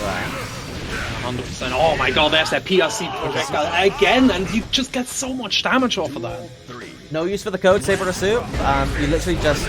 wow, there's a big image on the match arena that tells you the code, but there's no need for the code anymore. You can press a big blue button, and it puts the 50 cents straight into the bracket. It says claim code on the right side. You can show it between rounds, I think. Dive kick here, try to go for the turbulence, but no move up. You don't see it used from Leo that much, so whenever I do see it, I'm like nearly surprised. Oh, he has that. Ooh, he uses the line jump this did again to throw through Benaz. I have to show off my German a little bit. Another call out from Maka, very nice. Gets the cross up from Cultist Gestöber. Used from SCP Benaz. Flash kick used from Maka to cut through that offense. Jump in though from Benaz, very nice hit. Yeah, all Benaz does at the moment is just command dash, fast slash. That's about it, right? I mean, it's working. And it's been working. yeah, it's been working. It's so good. Like, it's a really good adjustment to what Maka has been attempting to do. That was so close on both sides. Benaz ended up clutching that one out, though. Maka fans everywhere, getting a little bit of a, you know, a little ball of sweat dripping down the side of their head right now. But honestly, all of these matches have been kept so insanely close that I don't know. It's impossible to call this final matches here. Yeah, I mean, right, this event isn't actually ending up being delayed by anything aside from a couple of people being a little bit delayed to their stream match, but the sets themselves started off really quick, like almost unanimously 3-0s, but now that we're approaching top 16 and top 8, we are seeing every match essentially going to 3-2. Dashing another throw here, Maka. It's kept in the corner though. And again, we're seeing a lot of whiffs coming out from Benaz. They're not the easiest buttons. Like, for their size, they're relatively low duration. But I would love to see Maka starting to punish Benes for that. And the reason why Benes is, you know, so freely able to do this is that whilst Maka is backing up and throwing these projectiles, obviously that's basically Benes trying to put a stop to Maka just recklessly approaching. But at the same time, I feel like there could, you know, should be an adaptation from Maka to deal with all these whiffs. He trots and gets the dive kick. Very nice. Oh, no confirm with the meter. All of a sudden, this is going to be pretty scary. Using the projectile from the Goriyuki to burst straight through. Burst is available. Uses the DP. One more hit. Again, so close. Another DP, Maka, let's go! And right there, that is exactly what I was talking about earlier. Name a better character for Maka to go hog wild on than Leo. Yeah, he's definitely a Leo player. There was nothing non-Leo about that. Like the 6B confirm into the Classic Kishiba, gets him into the corner, back to Sans Bud. Okay. Interrupt the fight. That's fine. Rossi for the flow, gets the turbulence. Nice. Back turn, mix up. What's it gonna be? It gets for the low. Good confirm here. Cross up low into the OTG throw. Oh wow, one backdash too many, but Maka doesn't care. He just goes for the DP, wanting to keep his turn. Oh, as always, you know. Yeah, you're not gonna turn. You gotta handle these DPs. And I was talking about wanting to see an adjustment from Maka. He kind of threw that out of the book. What's with punishing? What I'm going to do instead is if he hits me, I'm going to DP. And then he's not hitting me anymore. So, you know, profit. Obviously, Benes can't get hit when he's in hit stun, right? Exactly. I mean, what's he going to do? Right? But in reality, I would love to see Benes now, like I was saying with Maka, I'd love to see a little adaptation from Benes. Obviously, being the Goriyuki as well, he has command backdash to be able to pretty easily bait out of reversals. Leo's, you know, being a bit of a war crime, it's fucking massive. But if he does make it whip, it should be a pretty hefty punish, especially from a character like Nago. Definitely. The thing is, though, you don't want to give more space to a character like Leo that already eats up so much space with these Cultist Gestöber where he goes in. Oh my god, backdash as another command throw! Look at this! Lassie for the slowdown. Okay, gets trapped under the DP from Maka. Let's go. Count him. Let's count him. That's one. Number one. Goes in there. Air dash, FD, wow. Very nice, gets the back throw. Maka put Benes into the corner. Command grab, slams him into the ground. Let's go, tries for a low and an overhead. Wall stuck, gets the positive bonus. Tried to do the super, had no meter, you know, it's the OS. It covers both. Okay, one more touch for either player will be enough to close it out here. Going for the 2-on-4H into the command back dash and then whip punishing with the 2S. What's beautiful being stuff. a West having meter or not? Yeah, I mean, exactly. Without meter, you get the super. Without meter, pardon, you don't get the super. You get the 5H. With the super, you get a nice super wall break. You know, it's the godlike OS. Beautiful. I love that. Oh, back that. Oh my god! Gets the light jump to City, gets it off. Full damage back to mid screen. Nice. Oh, Nagoriyuki dashing through the projectile. Beautiful. DP block. There we go. What do you mean he lives? He gets the air throw. All of a sudden you go back into the corner. You have to FD this. If you do, FD this. No. If we saw the FD there, that could have been one of the most ridiculous sequences that I've ever seen. But you know, contradictory to that fact, we're now at 2-2. In one of these players has to. What the hell? One of these players is getting knocked out right now. And honestly, even if this match was a little more stable, I wouldn't be able to call it. But at the moment, it looks like we're in a. I don't want to say a circus because these players are both playing very, very well. But it's definitely hectic. Dude, it's 100%. Like, this whole match feels like a scramble at some point. And I mean, that is where Maka strives, in my opinion. Just going in there, overloading the mental stack, and then benefiting from his superior character, right? Nice. Oh my god, another block DP! Such good adaptation. Adaptation station coming in for Benes, already getting on lock with those DPs. Maka is going to have to slow them down. Maka taking a little bit out of the playbook of the ram that we saw earlier and just jumping when he knows that Benes needs to go for that command throw and maybe forcing him into the distance a little bit more and seeing a block gauge pop here. Yeah, I mean, Bennett's obviously having to keep that in check. I feel like he's done a great job of that in this set. We've only seen him enter into Blood Rage once. Yes. Burst use from Maka here. Never There's the mind. Blood Rage Speaking of, bomb. Commentator Curse. Commentator Curse, Benji, no! Both of these players so close to being chipped out, though. Obviously, with Nagoriyuki having that much. Wow, never mind. What is chip? You know, DP does chip damage, in fairness, you know? What was he going to do? Block the DP? Yeah. Literal unblockable damage. Can't get out of it. Yeah, FD's not real. FD can't hurt you if you ignore its existence. FD can't hurt you if you just DP, trust me. Oh my god, the dash up strike. Good counter hit. Benners again, keeping it nice and slow. Has level 2 on lock. Go for the RC, keeping the offense going, getting clipped by the 5D. It was not charged though, and you didn't have the meter at that point to get the confirm off of it. And all of a sudden, there we go. He tried to get the burst, but it didn't end up working out. Benners being nice and patient with it. And there we go. Keeping the burst and getting the round. Very well played from Bennis here. Recognizing the base. Man, I love both of these players. But Maka getting his ass beat at the start of this round, trying to bait out the burst, instantly goes for the DP. Man, you do not have a moment to think right now. No. Oh my god. Back jump here. Alright, oh, gets counter hit by the fast slash here. Looks really bad for Maka. Nice, stopping him. Burst used, there we go. Yeah, a lot of HP resources to ready back for. there. Yeah, exactly. Blossy, wow, good start, gets into the Sherbert. Oh, doesn't cross up though. Red RC, fast RC as well, tries to overload, gets the throw, back turn, makes up, tries to go for the overhead, gets clipped though. Throw again, Bennis has got to be sweating at this point, getting thrown for another time. Burst is available though. Maka very conscious of that, trying to bid it out. Now we find ourselves back at mid-screen. One good touch for either player will end this round. Bennis with the beater and burst available on his half though. It's going to be very, very hard to get anything going. The throw not getting punished! Oh no! It's fine, it's fine, it's fine. He's in there, he's in there. He still has some meter for us. Never mind, gets sweeped low. Let's go. Bennis taking it 3-2 in an exciting match. That was a nail biter, bitch. Honestly, probably one of the best matches that we've had the pleasure of watching in a long time. There was a lot of adapting from both players, but it's inarguable that it ended up getting pretty wild towards the middle. Maka will be knocked out at top 8 though, and Bennis will be continuing on forwards because it's securing himself a place in our top 6, which is interesting because this means that if he wins his next match, he will be back at top 4, which is where he got knocked out last time. Yeah, I definitely see Bennis making it far here. Also, Maka, see you next week. Thank you for joining.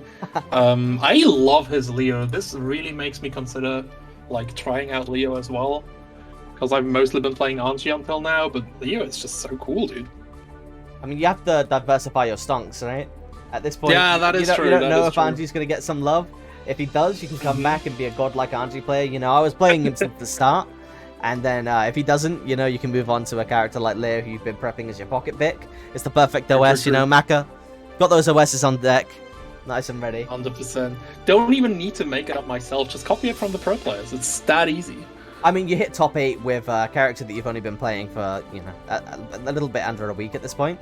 That's so you hit top 8, you're like, yep, I'm godlike. You get knocked out early. Oh, you know, it's a new character, bro. I'm not taking it that seriously. Maka full of the OSs right now. But next matchup is going to be Kurokichi versus Alba. This is the second consecutive match featuring Nagoriyuki in a row, which is interesting because, again, last week our top 8 featured two Nagoriyuki players as well. So some good Nagoriyuki representation in the EU. 100%. But yeah, I'm so excited. We have Chronicles Black Ace, we have Bennis, and now we have Kurokichi against Alba coming up. Kurokichi is a pop player, right? Yeah, so we got another big body brawl going on. Hell yeah. And I really like Nago against Pop because it's so explosive, right? As soon as one of these two characters gets a confirm, like half of a health bar is gone. It's like a 2-3 touch matchup at the max, at the most. If bar and risk comes into play, even less sometimes. So again, I'm going to keep on doing it until all of these codes are used up. I want to see all the codes used every single week. If you haven't already, be sure to check out the Match Arena. Literally, you just put it in the chat. ! Match Arena. The links are always going to be there. Within 3 clicks, you click login, you click Discord or Twitch. I know you'll have Twitch. Then once you click that Twitch link, you just click on claim code right there, and you'll donate. You'll have donated 50 cents directly to the winner of this tournament. Unfortunately, Maka no longer in contention for that prize money, but there are a lot of phenomenal players who still are. So be sure to show them some love by, essentially, giving them some of that big Matcherino money. 100%. Yeah, it's the least you can do. And also, like, if you once you've clicked that link, why not give the tournament a shout out? Give your favorite player a tag on Twitter, send them some clips, create some clips as well. Just drive up that engagement. It really helps a lot. Like my friend Dynamite from the US always talks about that social capital that you need to build for the tournament. And the more people know about these tournaments, the more people can join, the more codes we can get from Matcherino as well. It's just very, very important. And yeah, if you enjoy it, shoot a follow, shoot a tweet, make some clips, just engage, have some fun, and yeah, cheer for your favorite players here. I see a lot of Spain emotes again in the chat for my chosen favorite, Moscow Valera here. Well, I've got a lot of respect. Alba is Spanish as well. Ooh, okay. Didn't know about that, but yeah, no. You know what? I'm gonna jump 100% on the Spain bias train now and tell you that Alba is gonna take this match incredibly easy. So okay. yeah, let's let's see how we can do here. Oh damn. Yeah, let me join real quick. What the fuck is happening with my game? I'm sorry. No worries. Spectate battle. Okay. My controller's just not being recognized. If you need to hop out, feel free. Obviously, the sooner we get this back on track, the better. But Yeah, no, it's it's fine. no pressure. I can just play with keyboard at this point. Oh, did they hop in without you on this? No, I'm in. Let's go. Just switched over to keyboard. Okay, let's go. Kurikic against Alba. Let's go. Viva España. Let's see how this goes, though. Nice start here from Kurikic, trying to go for the crossover. Alba, though, getting that low. And again, Alba. Ooh, nice. Punishing and gets bursted immediately. Kurikic knows, again, like, very explosive matchup. Goes in there. Slash. Dash up. Takes up a lot of space. And yeah, I think what Alba wants to do is get him into the corner. Blood Rage. Pop though. So much damage. Burst It's use from beautiful Alba. stuff, right? Kurikic having the awareness to know that that is exactly what was going to happen, jumping to make sure the bite couldn't come through, and all of a sudden the HP totals, which were very in favor of Alba, right back to even. Yeah, 100%. He missed the home run too, so a great tragedy for Spain here. Oh wow! It's Pop Beautiful Busted, that's move, it! bro. That isn't it? No, I thought that never was mind! dead for sure. No, guts is a thing, Jesus Christ. This is a battle of the thick boys, so not quite coming in with the kill, but first round going over to Kurikic after a very hard-fought round from Alba. Honestly, again, it seems to be a relatively consistent pattern at this point. That he ends up hanging himself out to dry, not quite managing that meter well enough, which is kind of contradictive with what you were saying earlier, unfortunately. Yeah, but, exactly. You know, it's the commentator curse. You give someone a bone. Give someone credit that they fucking on. So sad. No burst available here. A lot of damage off of that dust from Kurikic. Very cheeky mix up here. PRC into Popbuster. The Kurikic special. Let's go. Burst still available. Doesn't matter. 2k. Oh, is that beautiful? There's no way that's 2k. He's a big boy. He's got big limbs, but there's no way that's 2k, right? That was huge. That looked like a 2k for sure. Chat, back me up. Yeah, Back me up. That was a 2k, right? Let us know. Which commentator wins? Epic rap battles of history, but without the rap and just some fellas sitting at their That's PCs. history either. I didn't see. Benners would have known. He's a big body expert. Damn it, Benners. Alba won? Thank you. I think I might have put the scoreboard wrong. Now I am confused. Did Alba actually win? Am I misremembering? No, Alba didn't. Yeah, I didn't win. They're trying to mix me up in the chat. Very suspicious behavior. That's using all attacks. Another cheeky dust here from Kurikic. Doesn't drop the combo, wow. gets the full slam. That is Goodbye, a lot Alba's of damage. health bar. I mean, on the positive side now, he doesn't need to manage the block gauge anymore. If he pops, he's got to be at low health anyways. So may as well try to get that home run. Whitehead again, just Kurikic, excellent. Oh Wow. my god! 6 frames, Pop baby! players, man. If there's a spot for Pop Buster, they'll find it. There's no doubt. 100%.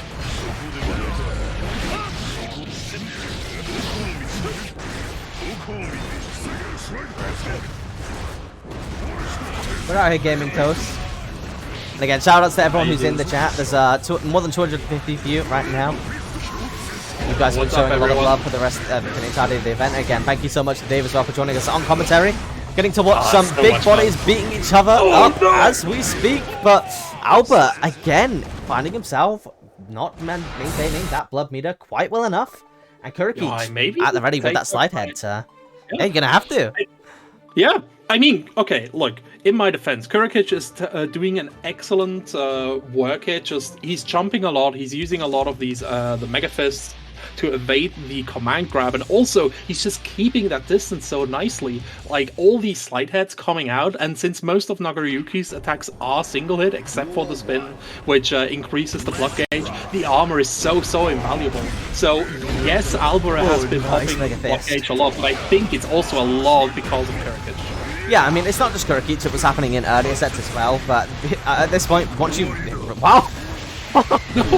Scooping him out of the command backdash, what's the mix-up, gets hit again, out of the backdash, trying to get away from the second throw, and that's all Kurikic is going to need. What a round. I was going to take a moment to point out that, you know, the players that he was playing against are really strong, so he's feeling underneath more pressure than usual to try and get a reward out of these offensive spots. So he finds himself overextending a little bit too far. And Kurikic's doing a beautiful job of showing us exactly why Alba might be feeling the heat right now. Yeah, I think that I don't think Alba has been competing all too much in Strike yet. I've seen him on Twitter recently. I think it was his first, one of his first placements yesterday in Salt Mine. So I think he's just getting a little bit overwhelmed here. Burst throw used from Alba. PRC goes for the low, but Alba just slowly but surely backing out. Nice. Gets the flow slash into the Mega Fist. Interesting slide head, wow. Odd. Yeah. I mean, Oh, sometimes charge you fight, just gotta do that's it. a Alba very dead does! Alba. Yep. Unfortunate, and Kurikic taking the first 3-0 of the top 16. Very convincing stuff.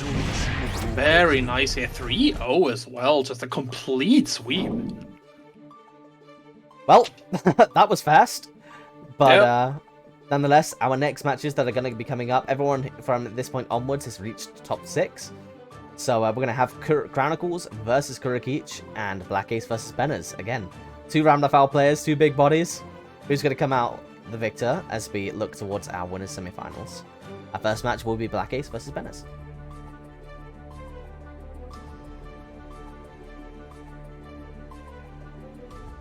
Mm-hmm.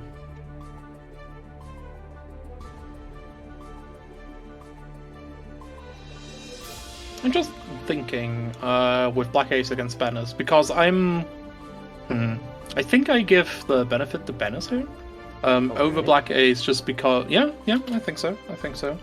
We've seen him like perform well against Maka, and I think Banners has enough self-control to not walk into the jump slashes and just be able to get some nice jump-ins with Nago. Nago's air mobility is not the best, but I think he has the tools to get in. So thank you so much to everyone who has, stepped up, used the code. We have 2 remaining on Match Arena, so again, 2 remaining. One last shield. One last shield, and then we'll have all the codes used up, and I can let that sleeping dog lie. Last time the money did end up going over to Dragoi. But if you're in the chat now, we can get some predictions going as we move into our top 6 for who the winners for each of these matches is gonna end up being. I want to see you showing a lot of love to your players. Everyone's got their prediction at this point. But your top 6 is officially Red Slasher, Moscow Malera. Then down in the loser side of the bracket, we have Chronicles, Kurikic, Black Ace, and Benners. It's really tough players, honestly. All of them having quite a few top placings previously. Even in HAB alone, the only players that we haven't seen before happen to be in the winner's side of the bracket. So that's an interesting twist of fate for us. Thank you very much, Bennett. Hopping on now.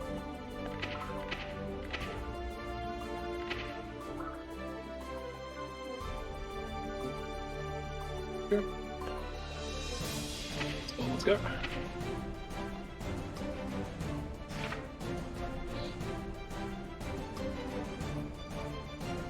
Yeah, once we've used up these codes, don't forget to keep building that social capital. Put out some tweets, give us follows, create clips, talk to your favorite players, just build the community. Also, join the Discord. Hearts Are Blazing is an amazing community where you can find matches all the time, basically. It's great. It's amazing. Just do it. Benji has been doing such a great job building it up. And it's not just Strive. It's, I think you guys play Rev 2 as well, Grand Blue Fantasy Versus, just everything cool is being played here. So yeah, make sure to join the Discord. It's just an online European fighting game community. Yep. Thank you so much to Mr. Pow for dropping in that code. Phenomenal gift wrap there as well. But yeah, so it's essentially just an online fighting game community, but there's only so many games that I can support at any one time. So our administrators on the community, basically on the platform, basically all that means is that they are people who have volunteered to run a section, and we strive to bring, you know, relatively safe spaces for discussion, matchmaking, and events for the titles that we support. So if you're interested in bringing support to another game on Hearts Are Blazing, be sure to hit me up and we'll see, you know, I'll see what I can do.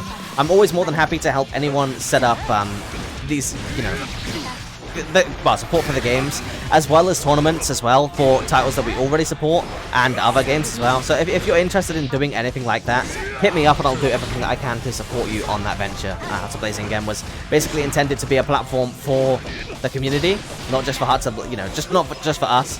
So if you want to do any sort of networking or collaboration, be sure to hit me up. That goes for our out-of-game promotion blocks as well. If you want your event promoted on those, be sure to let me know. Or if you want to hit up the commentary one day, as Dave is doing a phenomenal job with us today, be sure to let me know. Again, Hearts Are Blazing is basically just... Wow, when I say Hearts Are Blazing, I mean I am more than open to collaborate with anyone who's interested, essentially, so... I mean, you are Hearts Are Blazing in the end, the heart that is blazing at the moment, with like keeping the whole community and staff together. Who isn't keeping it together at the moment is Bennett. He's just getting clobbered by Black Ace all across these screens. I take back everything. I mean, yeah, I was gonna say, I mean, you kind of asked for it. I keep cursing them. It's so sad. You're coming in with the commentary curse where it matters the most for the players you're rooting for. Look, okay, listen, I've got to stop. Someone's got to get this commentator in control. They never taught me that at commentator school. It's so bad, I have to stop cursing people. It's bad. Nice Overhead for Black Ace, very nice. Typically a conversion like that would have been so high up that Black Ace would have been minus, but beautiful awareness coming out from him to go for the Motepi for Tepi. And getting that confirmed as well is it's something that I believe Ram, she's not exclusive, she's not the only one that can do it, but it is definitely a unique strength for her to be able to do her jump-ins, which are already massive at such high heights without it being punishable, because obviously with landing recovery being added to air dashes and certain air actions, you can be essentially punished for doing your jump-ins too high in this game by Furrow in quite a slow of situations. People who are familiar with procs Furrows and previous Gateway Gear titles, you know, that'll be nothing new to them. But for a lot of players, it won't be something that they're familiar with, and you know, it's something that everyone's got to get used to. Basically, is placing your jump-ins correctly, and a lot of top players in. Well, we're not seeing a lot of reversal throws on poor jump-ins at the moment, and that's because these players are really good at choosing their spots. Yeah, 100%.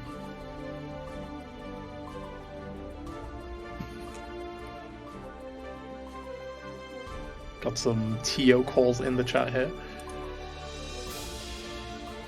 While we're waiting here, I think the final codes have been used, but this is not the end.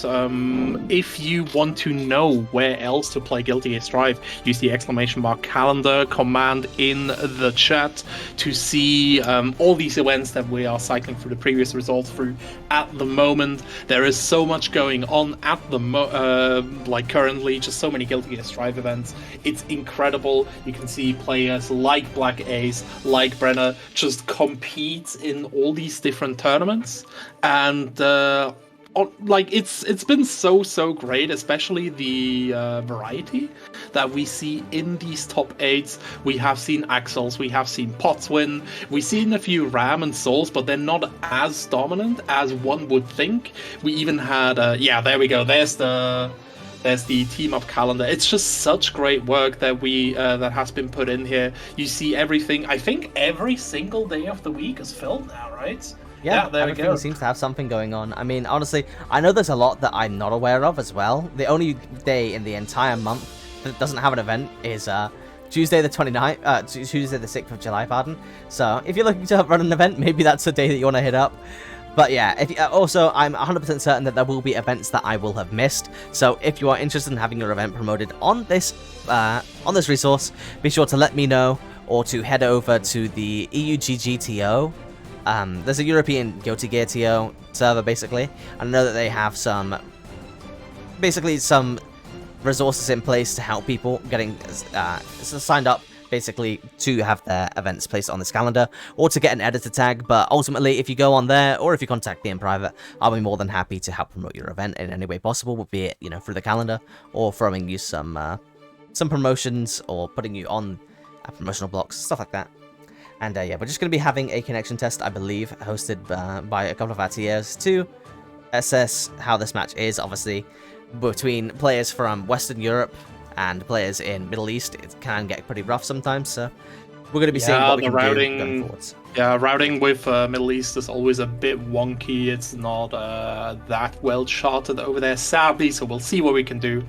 Maybe we can get some other small fixes out. But in the meantime, yeah, I don't know. We've seen Benners getting clobbered pretty badly here. What do you think he needs to do for adjustment? Because it looked pretty damning there.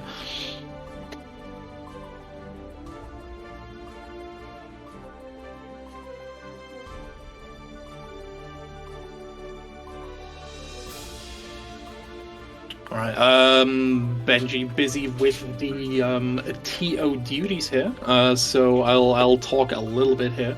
From what I've seen, Benners, he had one blood gauge pop as well, which was unfortunate, but also I think it's just the lack of pressure, which of course can be caught down to can be chalked up to the lack of connection. If you don't see where your opponent is, you can't really launch an offensive, especially on a character like Nagoriyuki that needs a lot of precision. So yeah, I'm looking forward to see how Benners solves this pickle here once we get these connection tests out of the way. And I would love to stress quickly before we move on that this is the correct way to handle it. Obviously, heading over to Twitch chat is a good way to let me know specifically in the middle of an event if something's going on. But when in doubt and you feel like a connection isn't viable, please do contact a tournament administrator in our support desk channel. They will do everything that they can to keep the event going as smoothly as possible and as enjoyable, as enjoyable as possible for the attendees who are taking their evening to, show us all of the European Grand Blue. Wow, some Stockholm syndrome coming in. The European Guilty Gear scene. Some love. So yeah, we will do everything that we can to make sure that we have as many playable matches as possible. Whilst we are trying to sort that out, we will be moving on to Chronicles vs Kurikich, and we'll let, if Black Ace and Benners end up playing their match, it'll be off stream. And if someone ends up DQing, then, it's unfortunate, but it does happen. And that'll be to the volition, basically, of our TA team. But it is unfortunate, but whilst we don't have the ability to adjust delay, like Benners was saying, it can be stressed sometimes, for sure, especially with routing being bad, and honestly just the sheer amount of distance. There is a lot of distance between Western Europe and Middle East, so it can't be avoided sometimes. But if possible, I would like to include Middle Eastern players, but obviously that's what the early days for Guilty Gear Strive are going to entail. A lot of playing around, testing, and trying to make things as workable as possible. Yeah, absolutely. I mean, in the end, what we try to do is put on an event that is as fair as possible. But again, the game is very, very early, like basically in its infancy at the moment. So all we can do is just do experiments, see what works, see what doesn't, and then build on top of that experience. And of course, share it with other TOs. Yeah, I mean, we're gonna try our best to make as many, to include as many people as possible, but at the end of the day, whilst the netcode is a vast improvement from other Arc System X titles, there is always going to be an upper limit, and whilst we don't have adjustable delay and rollback frames, that will be a little bit more limited than before. And yeah, it's going to take a while to get comfortable with exactly which matches are and aren't playable. But in the meantime, as long as you guys bear with us, we're never going to be unreasonable, or at least I'd like to think that me and my TA team will never be unreasonable. If there is an issue that is there, we will try our best to get it sorted for you and not make you have to play in environments that no one should realistically being forced to play in a tournament setting. Mankind knew that they. Yeah, exactly. And I think that's the most important part, right? Just putting in all the effort that you can to get the best experience for the players that you can. Nice. Good round start coming up. Wow, what a flick! Did they fix that? Did you just flick the sword? I think he flicked the sword, yeah. Wow. I know that was bugged originally. If they fixed that, that'd be really interesting. They keep rolling out some server-side changes from time to time without telling us, so I think that is one of them. Yeah, I mean, there could be quite a few shadow balance changes that we don't know. Whoa! Throws him out and Giganta. What on earth? Oh okay, my God. Beautiful awareness from Chronicles. Insane! I did not see that one coming at all. I was getting ready for a fat, whoa, never mind. Here it is. A little bit delayed, but there's the fat combo I was looking for. Yeah, there it is. Oh no. Let's go. Oh, that's still no. available though. I got booted out. Oh no. What has got? It's a top 8 curse. Coming in hot. What just happened? Damn it, damn it. Started out so well. It's fine, it's fine. We at least don't have a lobby match. That's okay, that's good. Daisuke, please. Everybody, join us in some silent prayer to the god of Guilty Gear, Let's get Daisuke this pot himself. 6Ps out, come on. Yeah. Kurikichi did get knocked out of the room. In accordance with our rules, because it does appear to be Kurikichi that was the source of the disconnect, which does happen sometimes, it does mean that that match will go over to Chronicles, so he is now 1-up in the set, but we will do our best to contact Kurikichi and get this match back on track as soon as possible. Alright, I mean, we've seen Chronicles get really good confirms out either way, so I don't think he's going to be too mad about that results. There's Kurikichi back now, wearing his trusty clown makeup. Well, I hope there won't end up being any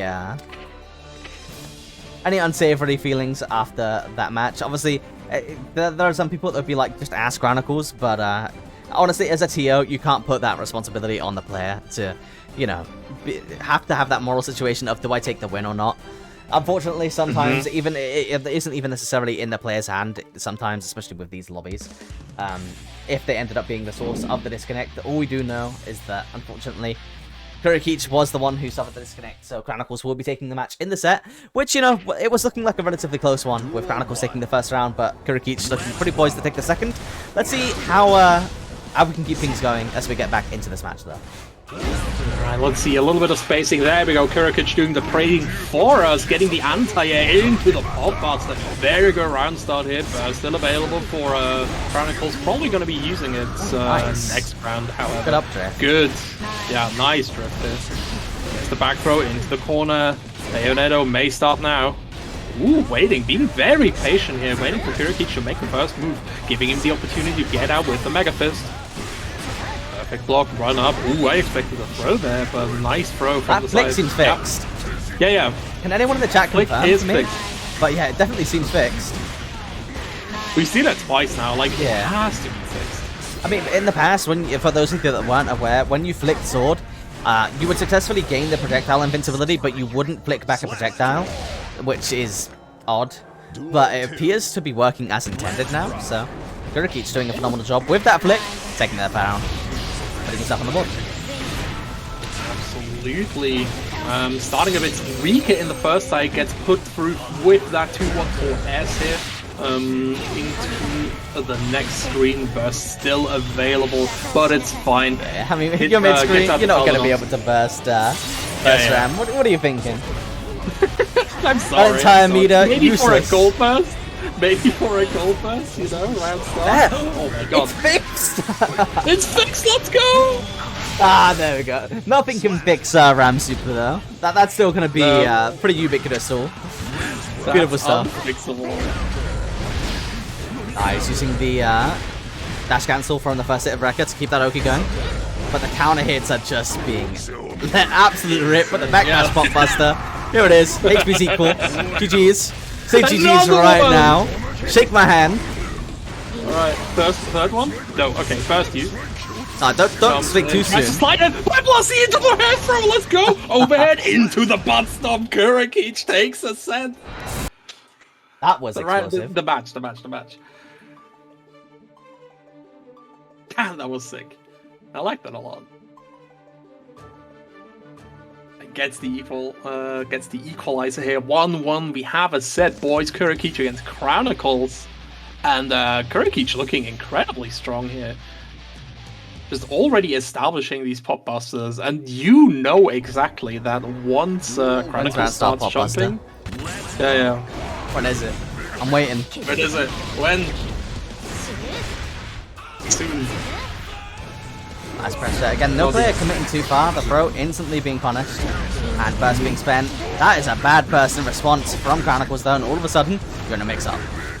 Oh Nice, my god, a strike. Yep. Oh. Okay. Just the forward dash. One's up. Tries to go for a strike hit. Gets back thrown. You're not the only grappler this time. Yeah. Chronicles has an opportunity here. Wow, oh my what god, conversion. the for the instant overhead. Beautiful. That's going to get him out of there. Yeah. This time, Yeah, Chronicles not getting hit by the butt slap, but Mega Fist will be enough to close out this round.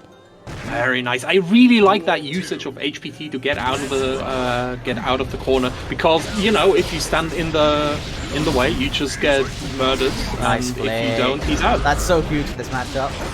Yeah, 100%. It's the best way to go, right? If you hit them with having the pop buster, you get to kill them in style, and if they don't do it, you're just out of there. Very few characters and very few players will be ready to punish on reaction Heavenly Pop Buster, you know, just being thrown out.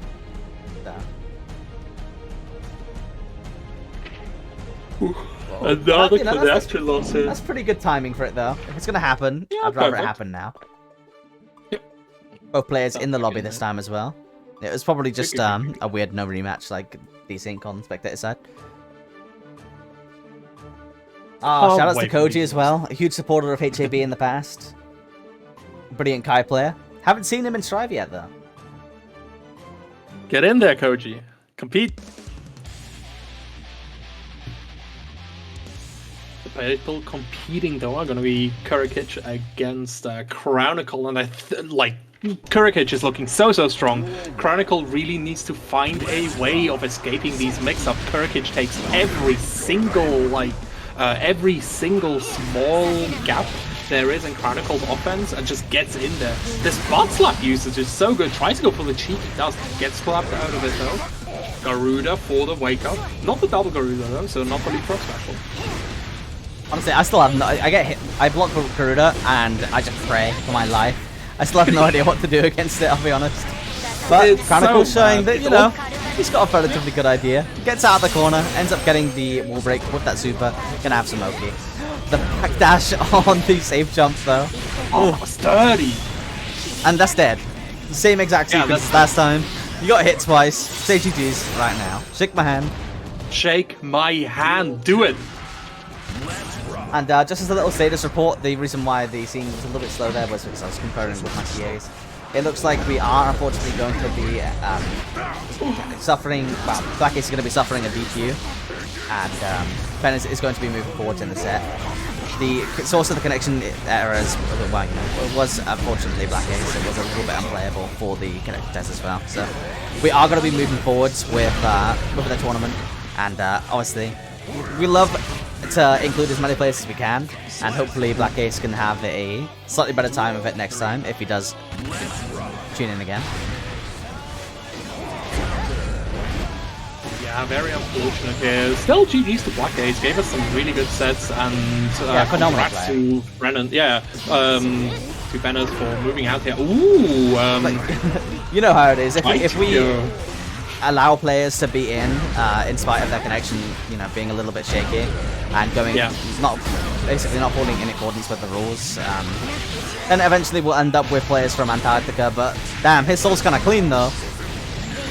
Can't be having that. Chronicles tying it up though. 2-2. Yeah, absolutely. Kurikic having some really unfortunate drops there. I thought that Chronicles threw the match there with the wall break not going through and Kurikic getting the side switch, but Chronicles pulled it back very, very nicely here. So yeah, already again at the final match, these have been so tight. It's so good. Like, I love it when you see the players being not just equally matched, but also adapting to each other, just hitting the ground running. That's why I really like the best of 5 format at the moment. You see much more interesting sets develop. Well, I will say that Symmetron, that would change some things if Bennett secretly had some stuff being downloaded in the background, but unfortunately for the moment, that is the decisions that our TAs have come to, so we will be moving forwards with the event. Hope to see you again in the future, Black Ace. Hopefully we can get your connection in an acceptable state for future events, because of course we'd love to have you if possible. But in the meantime, Kurikic, you know, getting a pretty explosive round start. Oh no! Cuts it a little bit short. Interesting. Yeah, very early It's a thing drop that can there. get Okay, manifest ends it though, out, so but still. that's enough. It's fine, it's fine, it's fine. And like mixing in these cheeky bursts are it's so vital. Because now you gotta watch out for a third thing.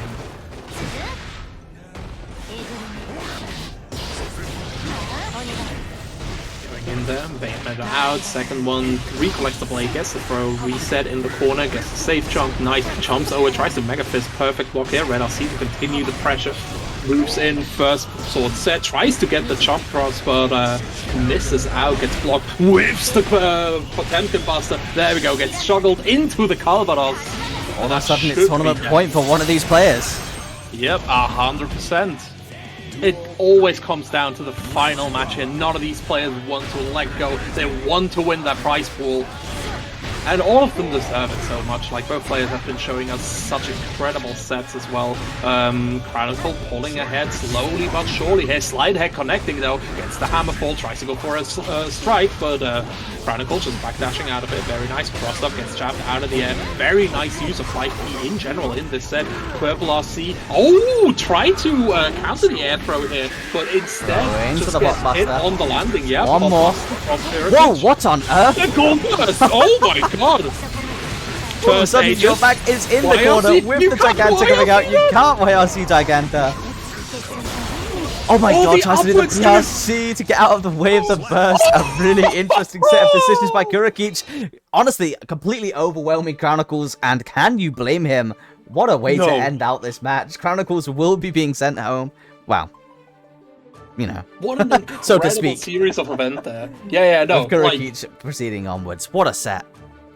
What an incredible set. And that upward drift LC, I think, just emphasizes what I like about Kurikic so much. Like, the creativity that he has with these cheeky dusts, with these upward drift RCs, it's just so good. Like, he's moving so nicely in this expressive game. It's a pleasure to watch. For sure. We are going to be, as we are now in our top 4, we're going to be moving up to our winners finals. They've had, quite a long time waiting. We might as well give them a match. The reason why I don't have a problem with grouping top 4 together as opposed to top 3, which is how I used to do it, is because obviously the entire event is first to 3 now. So obviously we're not having to separate top 3 for all of the first to 3 sets being together. But with that said, it's going to be Fred Slasher versus Mosca Malera. Both of these players are players that we have not seen before in Hearts of Blazing.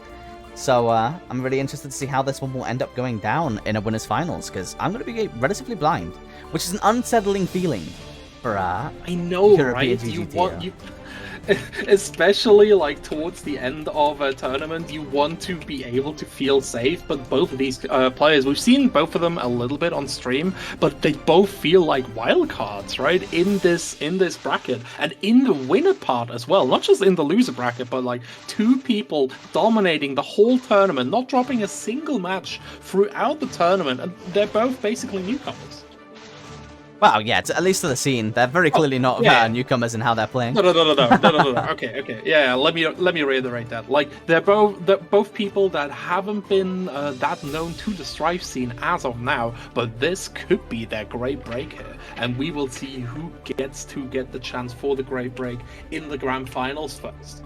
I mean, placing within the top 4 of a 120, 130 man event, that's going to be a pretty good start for sure.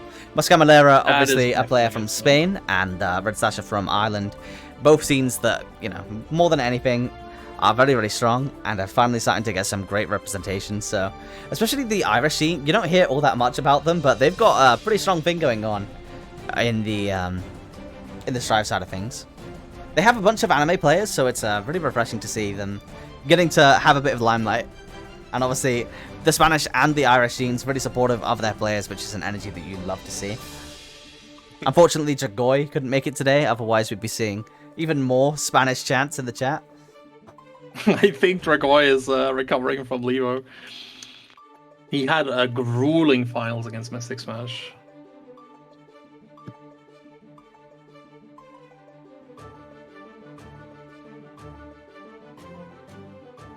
But yeah, just waiting on... I'm just waiting on Red Slasher. He's on his way in. Yeah, exactly. He can do it. Just checking a couple of things out in the meantime. And huge shout-outs, by the way, to all of the tournament administrators who are helping me run this ship. Like, back in the day, I pretty much ran everything. Production, commentary, TOing, and promotion and whatnot. Pretty much single-handedly. But these days, it would not be possible without the likes of Afro Vikings, Avid, Ordnan. You all know who you are. You guys do amazing work, so thank you so much for helping to keep these events going. We should be ready now to get into our match, so let's get this show on the road. Oh, I'm so excited. Soul Mirror is such a violent matchup in general, so I'm really looking forward. Both of these players have shown us that they have some fundamentally different play style, especially Red Slasher, showing us this more patient Soul that we're not really used to too much, while Mosca has shown us more of the traditional DP-oriented Soul, if I can say that. But, I mean, that's underselling him, right? Because he had excellent adaptation in the one set that we casted with him. So I think that this is going to be really, really interesting. Getting those names in the right spot, it's going to be very important. Don't blink, because you can lose track of which Soul's going to be which at this point. Luckily, one of them's red and one of them's blue, so that's pretty much the peak colors that you could ask for, Nice and easy. Used from Moscow. Yeah, really early used. I mean, both of these characters, we're going to be seeing a lot of free K, a lot of fast slash. I think there's next to no doubt about that. Oh, the first SDP of the round getting thrown out and punished instantly for a big chunk of damage. Very nice here. Again, Red Slasher just showing us that there's more patient play, maybe the superior way to play Soul. We will see. Goes in there. There we go. Mascamalera challenging. Actually gets bursted back into the corner, but Vanderbringer for Mascamalera's escape. Excuse me? Success with Wild Throw. The tech. Interesting. Definitely an option. This round has been going back and forth. It's insane. Oh my god, the Viper under the bringer. Let's go. Red RC for the reflow. Gets the side switch and ends it with the Wild Throw. Let's go. Red Slasher takes the first round. Nice. Ranstar getting the fast slash. Gets the counter hit all the way into the corner. Having to watch out for those DPs, but getting the conversion. Oh, nice. The patience coming out from Red Slasher. Not paying out this time with a significant amount of his HP being lost in the process of locking. 100%. Oh my god, gets bound to bring it in the head. The 5k gets whiff punished. Mascamalera striking back with the beautiful round here. Doesn't let the Red Slasher free. What a bit. Right, and now the burst hit. The SCP coming out again from Muscamalera, Jesus. I cannot do Latin names. Oh, it'll come. Don't worry about it. But yeah, fast slash into the reversal, fast slash, gunflame just backs off again. Red my Slasher lord. with his signature. Red, oh What my a god, trying to go beautiful for the challenge. Both of these players, I've got to admit, have really, really good awareness with the challenges. Like, obviously it helps having a really fast bar rate, of course. But it really can't be understated that both of these players are doing a phenomenal job at challenging in spots where other players might not, because there's a lot of stress, but wow, it's an ambiguous situation, right? After that Red RC slowdown, going for the challenge is definitely going to be scary. But Red nice Slash's punish coming defense out has as well. been insane at the moment. Do you see all these chump blocks? He Success finally closing goes out. down, but he survived so long in that corner. Now, so confusing. Which soul is the blue soul? I'm pretty sure the blue soul is Muscamalera, right? Yeah, blue soul is and Red Moscow. Slasher, as you'd expect, is Is the red one. the red one.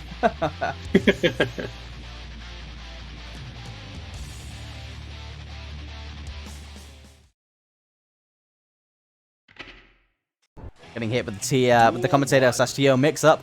But going into our next round, let's see if Red Slasher can... Wow, nice. Kind of hit 6S. Never mind. Instantly spending that burst.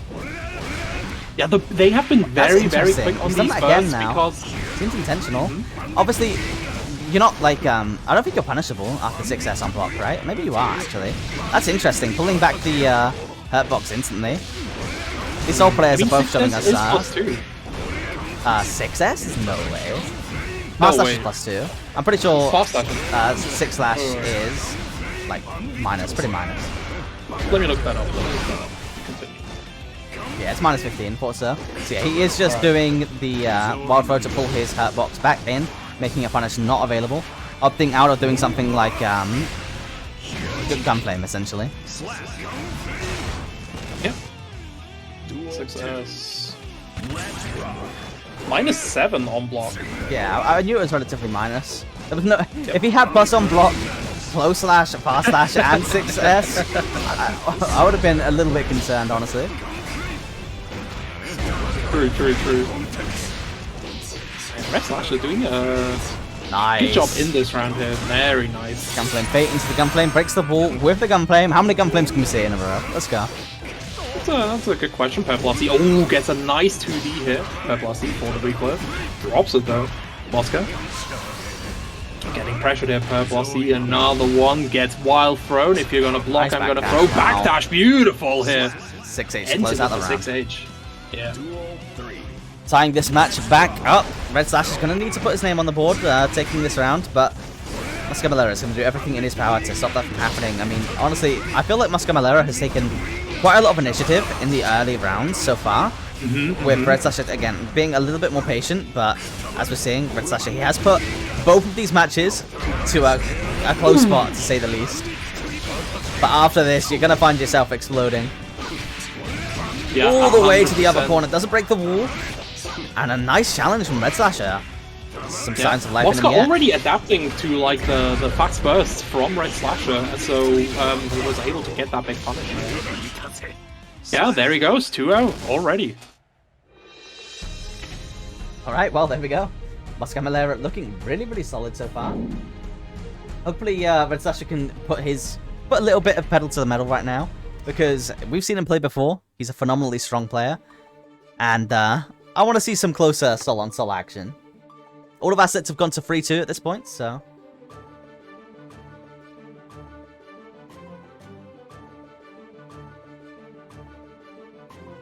I hope this goes to 3-2 as well. Again, we know Red Slasher is a bit of a more methodical player, so maybe he was just gathering the data, getting the download, getting the reads, and will now show us who the Red Slasher truly is. Yeah, I mean, that wasn't 3-2, by the way, Bennis. I'm just saying that a lot of our sets have been brought to 3-2 so far, with only one of our top 8 matches being brought otherwise, which was a 3-0. So hopefully, you know, for Red Slasher and all of the Irish fans in the chat, that is not going to be the way that this one... Well, that's not going to be the trend that this one is going to follow. Let's see if Red Slasher can put his name on the board, or if Muscamalera is going to continue a pretty dominating performance so far. There we go, Red Slasher, there we go, gets the block as well, tries to go for the Fafnir, but misfaces it a little bit. Doesn't get out there, Gunflame though, backdash into the fast slash. It's nice. Overhead attempt. Oh my god, Violence blocks the burst! Blocks the burst. All of a sudden, all of that advantage that you built up with essentially just good neutral, gone. 50% meter is available though, which is a big deal. No confirm off the counter hit. Use the meter to make some of his approaches safe here. Oh my god, another fast slash here. Very nice. Backs out. Nice. Just fast slashes him into submission here. Man, who knew? Soul fast slash is kind of good. Yeah, I don't know, man. Like it looks kind of good.